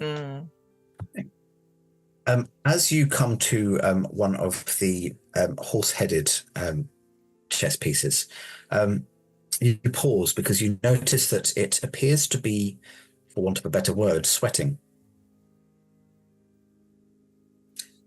Oh. I poke it more gently. Is there like a throne somewhere in this room? It's not wearing Kaylee's skin, is it? What? Incredibly worrying. Okay. You can give me a. Evie, could you give me a medicine check? Josh, give me a Arcana. I think perception rolls for the others if you want. Miraculously, I got 19 on medicine. Oh no. What I It's got 19 15. flat. Okay. It's 18 plus 1. Nice. What was your Arcana, Josh? You rolled a natural 20 for a natural 20. Ooh. Nice. Okay. I was thinking, oh, this is going to be nothing, because that was a stupid remark I made. Seriously tempted to give it some skin now. Okay. What were the perception rolls? take everything before I... 15. 15. 15 each. Can I take my passive 15's instead because it's higher? I don't know. It's Um, only one higher. I'm not sure the Really? difference between like it's not going to give you No, it's 15 or significantly more. 16. Yeah. The 15's on the perception. You're looking around this this chessboard, and you notice that none of the other pieces seem to be perspiring. But it does seem to be common to all of the knights, of the horse-headed ones. With a 19 on medicine, you also kind of put the back of your palm up to its forehead, and it is running a high temperature. Peace seems to be ill. Josh, with your ridiculous natural 20, although you don't think that it is wearing the stolen skin of a kelpie, you do. For one thing, you're not even sure where you got that knowledge, because I don't believe Kelly had ever said anything like that. But with a natural 20, it's something that enters unerringly into your brain as if being narrated externally. Yeah, it's something I think I heard the narrator say at some point, and I was confused. Yeah, you don't think that they're kelpies, but you do notice that the knights in particular do actually, whereas all the rest of the pieces seem to be made of stone, the knights do seem to be slightly more fleshy. Like a kind of living. I think some of these things are living rock. Interesting. I push it over. Okay, give me a. It's going to be a strength-based, like attack. Cool. Strength-based attack. I'm not great at these, but I've rolled pretty well today. Yeah, take your strength and add your proficiency, because it's an attack. Okay. Okay. So 16 proficiency is -1, but then no, I mean strength is -1, proficiency is +2, so that is +1. So shit. Where's the dice? Sorry, I couldn't remember what color I rolled, and it rolled in amongst 16, different dice. Sorry. I think you said 16, so 17 in total. Okay, 17 in total. I'm gonna move my other d20s. Can you also roll me a d6? Yep. As a 6. 6. Yeah, you push it over, and you hear a kind of hollow thud, and then a kind of pitiful whinnying noise, and a little bit of blood kind of seeps out onto the chessboard. I have defeated the horse. Oh, It's one way of playing chess. I have no healing spell, so I'm just going to cast Mending and have a kitty cat lick where it's broken, and just see if that kind of helps in any kind of way. I mean, for a bit, the kitty cat is just lapping up the blood, but you do notice that it being kind of a creature and kind of not a creature, mending will work. Yes. Okay. Yeah, just kitty cat licking. But it is still sweating. I do not think I can help with that. Can I attempt to talk to it? Just like, can I talk to the knights, I guess? The horses, can you move under your own power? Sorry, is this an ability? Is this No, I'm addressing it. I'm literally just talking to it. I'm not attempting to use it. just in common? Yeah. Okay, yeah, it's not speak with be speech or speak with animals or anything. No, like I mean it's not really an animal, is it? It doesn't respond. You just again hear the kind of pitiful whinny. Is there anything else around us? It's the like we didn't catch anything else with our perception checks. I mean, you can still see that there are mushroom trees dotted around the outside of the chessboard. There, it is mossy ground. But the main thing is you've got the 16 sort of dark grey stones, 16 closer to white grey stones. Right. 32 pieces in all. 4 of which have the sweats. 4 of which have the sweats. On On all the of the side horses. that doesn't have the sweats, can we knock over the queen? Or the king? I don't know. Why don't we knock over all the ones that aren't sweaty? That's what I said. Oh, is it? Sorry, I thought you meant just the king and queen. No, yes, but on the side that didn't have the horses that had the sweats. Right. Are all, you said, the narrator said there were 4 sweaty figures. Yeah. Are they all on the same side? Two and No. Two and 2. Ah, okay. So that I'll pick the horse up because it was sweaty. Ew. Okay. And then maybe do what Kaylee said, and we knock all of the non-sweaty ones over. You knock all of the pieces over. They don't bleed or complain when doing so. It's just like pushing over stone pieces. Moving on to grass. Sorry. Go on. Is it? No, you continue. Sorry. Sorry. Did I interrupt you when you were telling us about anything that happened, or just No. Okay. Perhaps this is the night fever. Paul's dance move. You can have another heroic inspiration. Yeah. You, upon saying that, the 4 horse-headed pieces move their way to the center of the board in their kind of jerky 2 up, 1 along kind of fashion, and huddle there. And as you kind of say the words, a blanket forms around them from nowhere, and they all start kind of just shivering and sweating the fever out. But yes, indeed. As they do so, you start to feel compelled to move. You all step from side to side, left, middle, right, middle. You feel you have to rub your arms, and then every so often, on the beat, you go pat pat.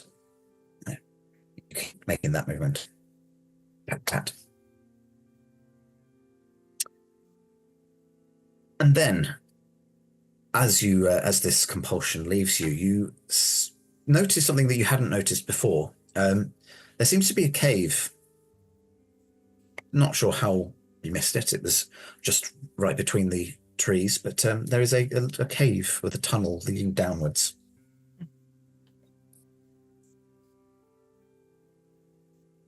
Is my shadow any clear? No, that would be like I would have to recast it at this point.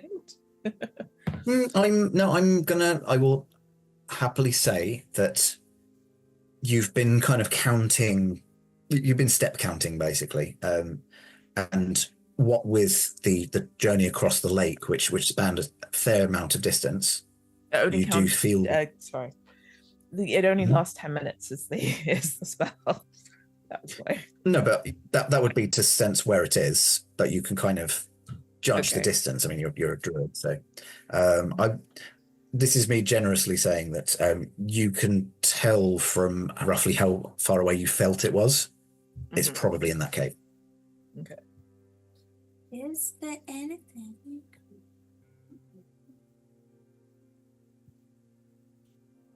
What can we see if I make my way over to the cave? Towards Absolutely nothing. It's pitch dark. I'm going to walk into with the dark cave. Vision. I can light a fire in it and shoot. Wait, sorry. Even with dark vision, it's pitch black. Dark vision only. You still need a light source to be able to see. There is no light source. I do a spin, and my 2/2 puts bright sparks into the place. Even as you try to use magical light, you sense that this is magical darkness. It snuffs the light. It is a cantrip, isn't it? What you were using? Yeah. If you had a spell, that often would counteract magical darkness, but a cantrip is not strong enough. I'm just wading through it and just walking. I can send a chaos bolt of fire past your head as you wander in. What spell was that?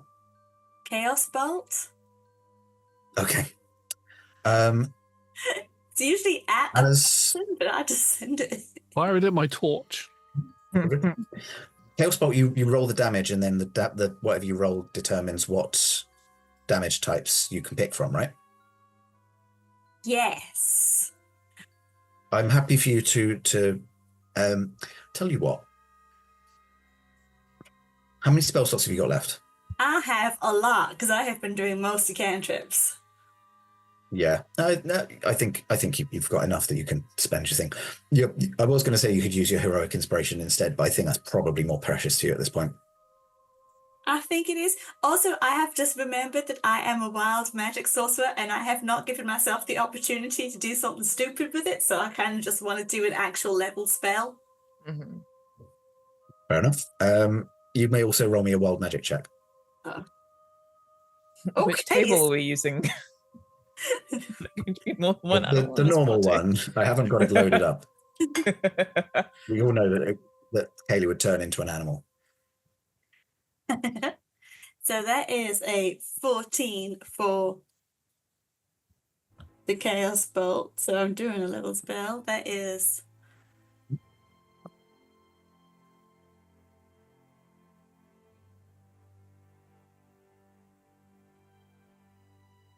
Wait, I can read. I know what I'm doing. That is either poison or thunder damage. Oh, famously bright spell damage types. Super bright. So, but that is, I have, I think, blown up the torch quite dramatically for 15 points of thunder damage. I've just blown up the torch. Okay, we'll rummage around and then for wild magic, I count. Where am I looking? What's going on with your wild magic? It's fine. I have this giant chunk of a D100.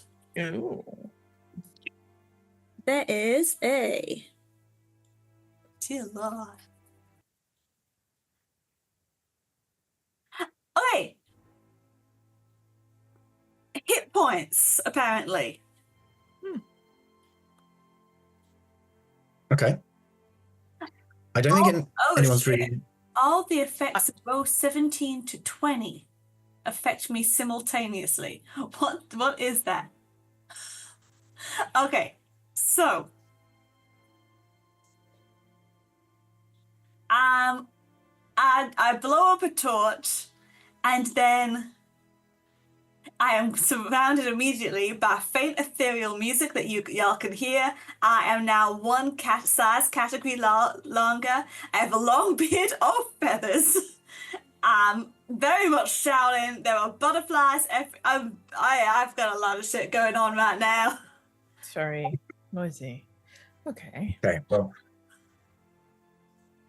generously, I'm going to say that one of those things is that you also happen to be faintly glowing luminescently, and it is not it's not penetrating the magical darkness like massively, but it is enough that you can walk forwards with a fairly decent sense of where you're going. Josh, as Kaylee is moving through this darkness, you start walking into the cave and you can't really see where you're going.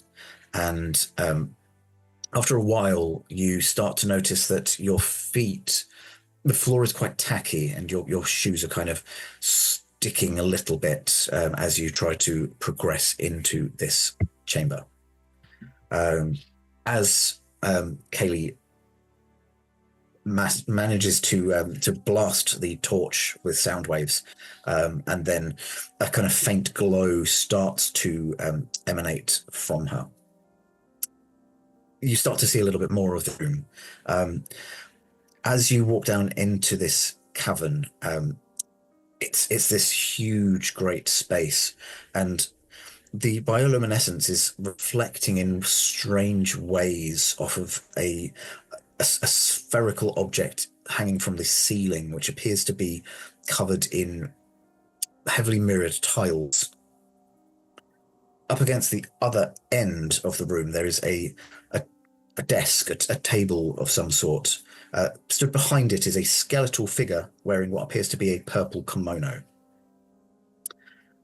They appear to be doing something with their hands, and there are two discs in front of it, which are spinning round and round, and it moves an object on top of them,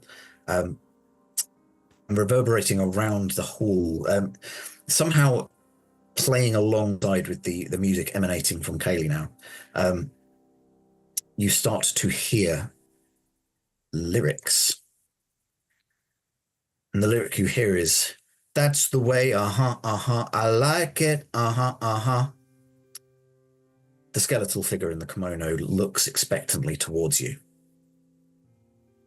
I thought this was going to be some sort of like, I didn't know if it looked like the skeleton's been murdered on the dance floor. Oh, If we do this. as long as it doesn't kill the groove. DJ, well, the DJ's already dead.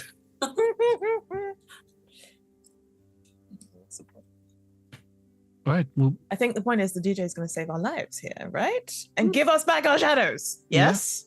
maybe we need to do Is more. the intensity at which Kaylee is staring at the skeleton. I can see what's happening. I will allow everybody, because I don't think anybody's used their heroic inspiration yet. Everybody now has 2. Mm-hmm. So, I know that Kaylee already had 2, but that's kind of spilled over to someone else as per the normal rules. So the song is playing. That's the way, I like it. Well, what would you like to do? Kaylee, as you so wonderfully do it, would you like to dance? I think you're muted. Oh, you're muted. I would love to dance. Oh, This one is my second. moment. I just crank your key so you start going again. Mm-hmm. I launch into the moves. First, we've got the fire fingers. Mm-hmm. Oh, Could Next. everyone join in? red light fills the hall as you start to do the fire fingers move. Next is the knocking. The red light continues. The skeletal figure appears to be shaking their head. Okay. In a bad way? Yes, you feel like the moves are not sequential. Uh-oh, I got the order wrong. Do it backwards. Do it in the way we've just done them. So start with the last one we did and go to the first one. Okay, so I start with that one. The The skeletal figure Shaking. continues shaking, flicks a switch, and the music changes to a different song, and you get "Burn, Baby, Burn," Disco Inferno, burn, baby, burn. Right. That Now one. it's fire fingers. Right. Okay, I get it. Okay, I get it now. The lights changed to a much more normal, flashing in kind of greens and whites and yellows, so that the red is gone. The skeletal figure nods along, points back to the original disc, Which was and then again. produces Which was a disc from their bag, as indicating, would you like to go back to the first song, or do you want to try a new track? what song? I What don't song remember was what it? the first song was. Wait. That's the so- way, I like it. Yeah. Ah, the nod. Ah. Right. Okay. The skeletal figure switches back to the original track, and you get "That's the way, I like it" playing. And if you were to do that dance, the bright lights continue. They put the next track onto the second spinner and switch back over. This time you get, you can ring my bell, ring my bell, my bell. Do the hourglass ringing the bell thing. Yeah. Skeletal figure is nodding along. They're not wearing headphones, but they kind of look like they wish they were. Another disc is placed on the alternate turntable, and as it's switched over, you get, once I had a love and it was a gas, soon found out had a heart of glass. Oh, okay. Is that one? Yeah. Ooh, I'll try not to hit my mic with my exuberant dancing.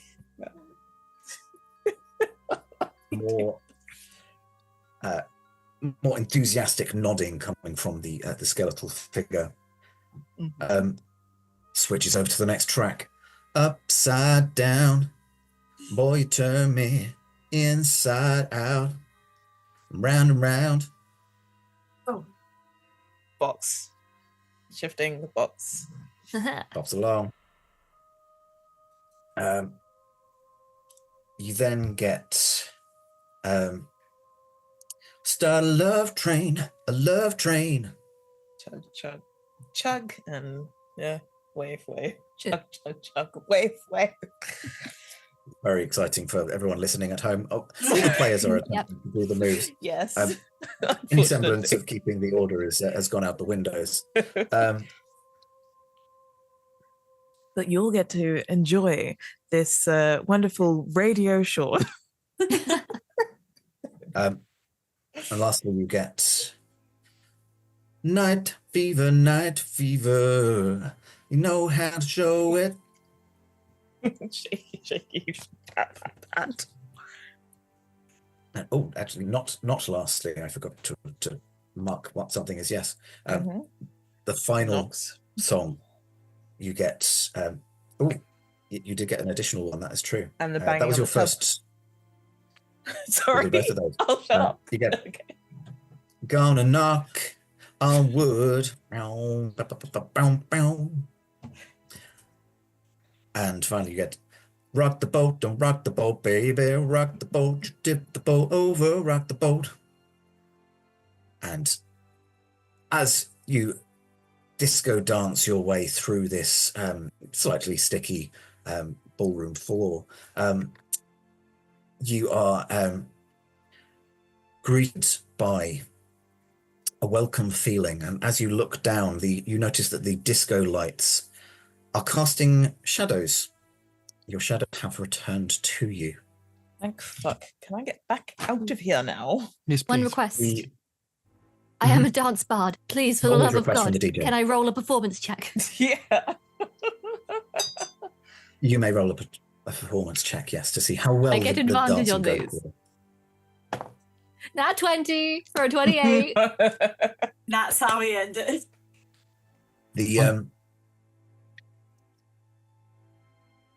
The last song that is put on is not one that you had encountered the moves for, but the DJ puts on Boogie Nights and comes out, introduces himself. Hello, thank you for taking part in my trials.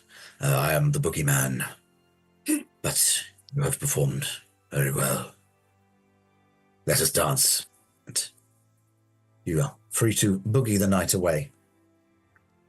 When you leave. Yeah.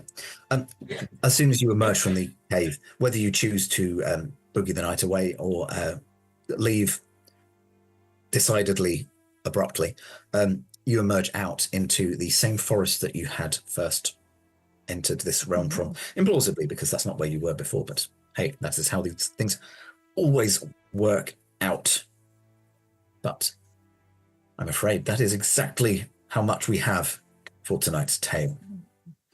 So, thank you so much for joining us for this slightly off-the-wall madcap adventure. Who knows? The thank you everyone for joining us. It was a pleasure to DM, and I hope you enjoyed it as well.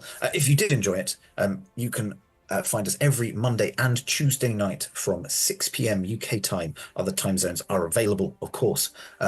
And also on Wednesdays, when we often do a lore building session for our long running campaign. There are also podcast versions of our shows, which you may have heard us referring to at various times. I recommend, if you've gotten this far, you probably want to go back and rewatch it, because you missed all the disco dancing. But if podcasts are more your thing, you can listen to us on any good podcasting service, implying that if you can't find us, it's not a good podcasting service. We probably just means it charges us and we don't want to pay. But you can find us by searching for Roll Together RPG.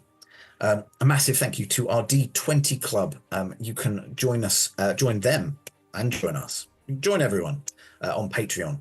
There'll be a link in the chat now, so do join them, because every penny, every gold piece, and every goat helps us make the content that we do. I mean, the goats aren't that helpful, but they're peas Tom. Big thank you again to all of our sponsors and supporters. Big difference. They feed the dinos, which I've yet to see. I'm not allowed.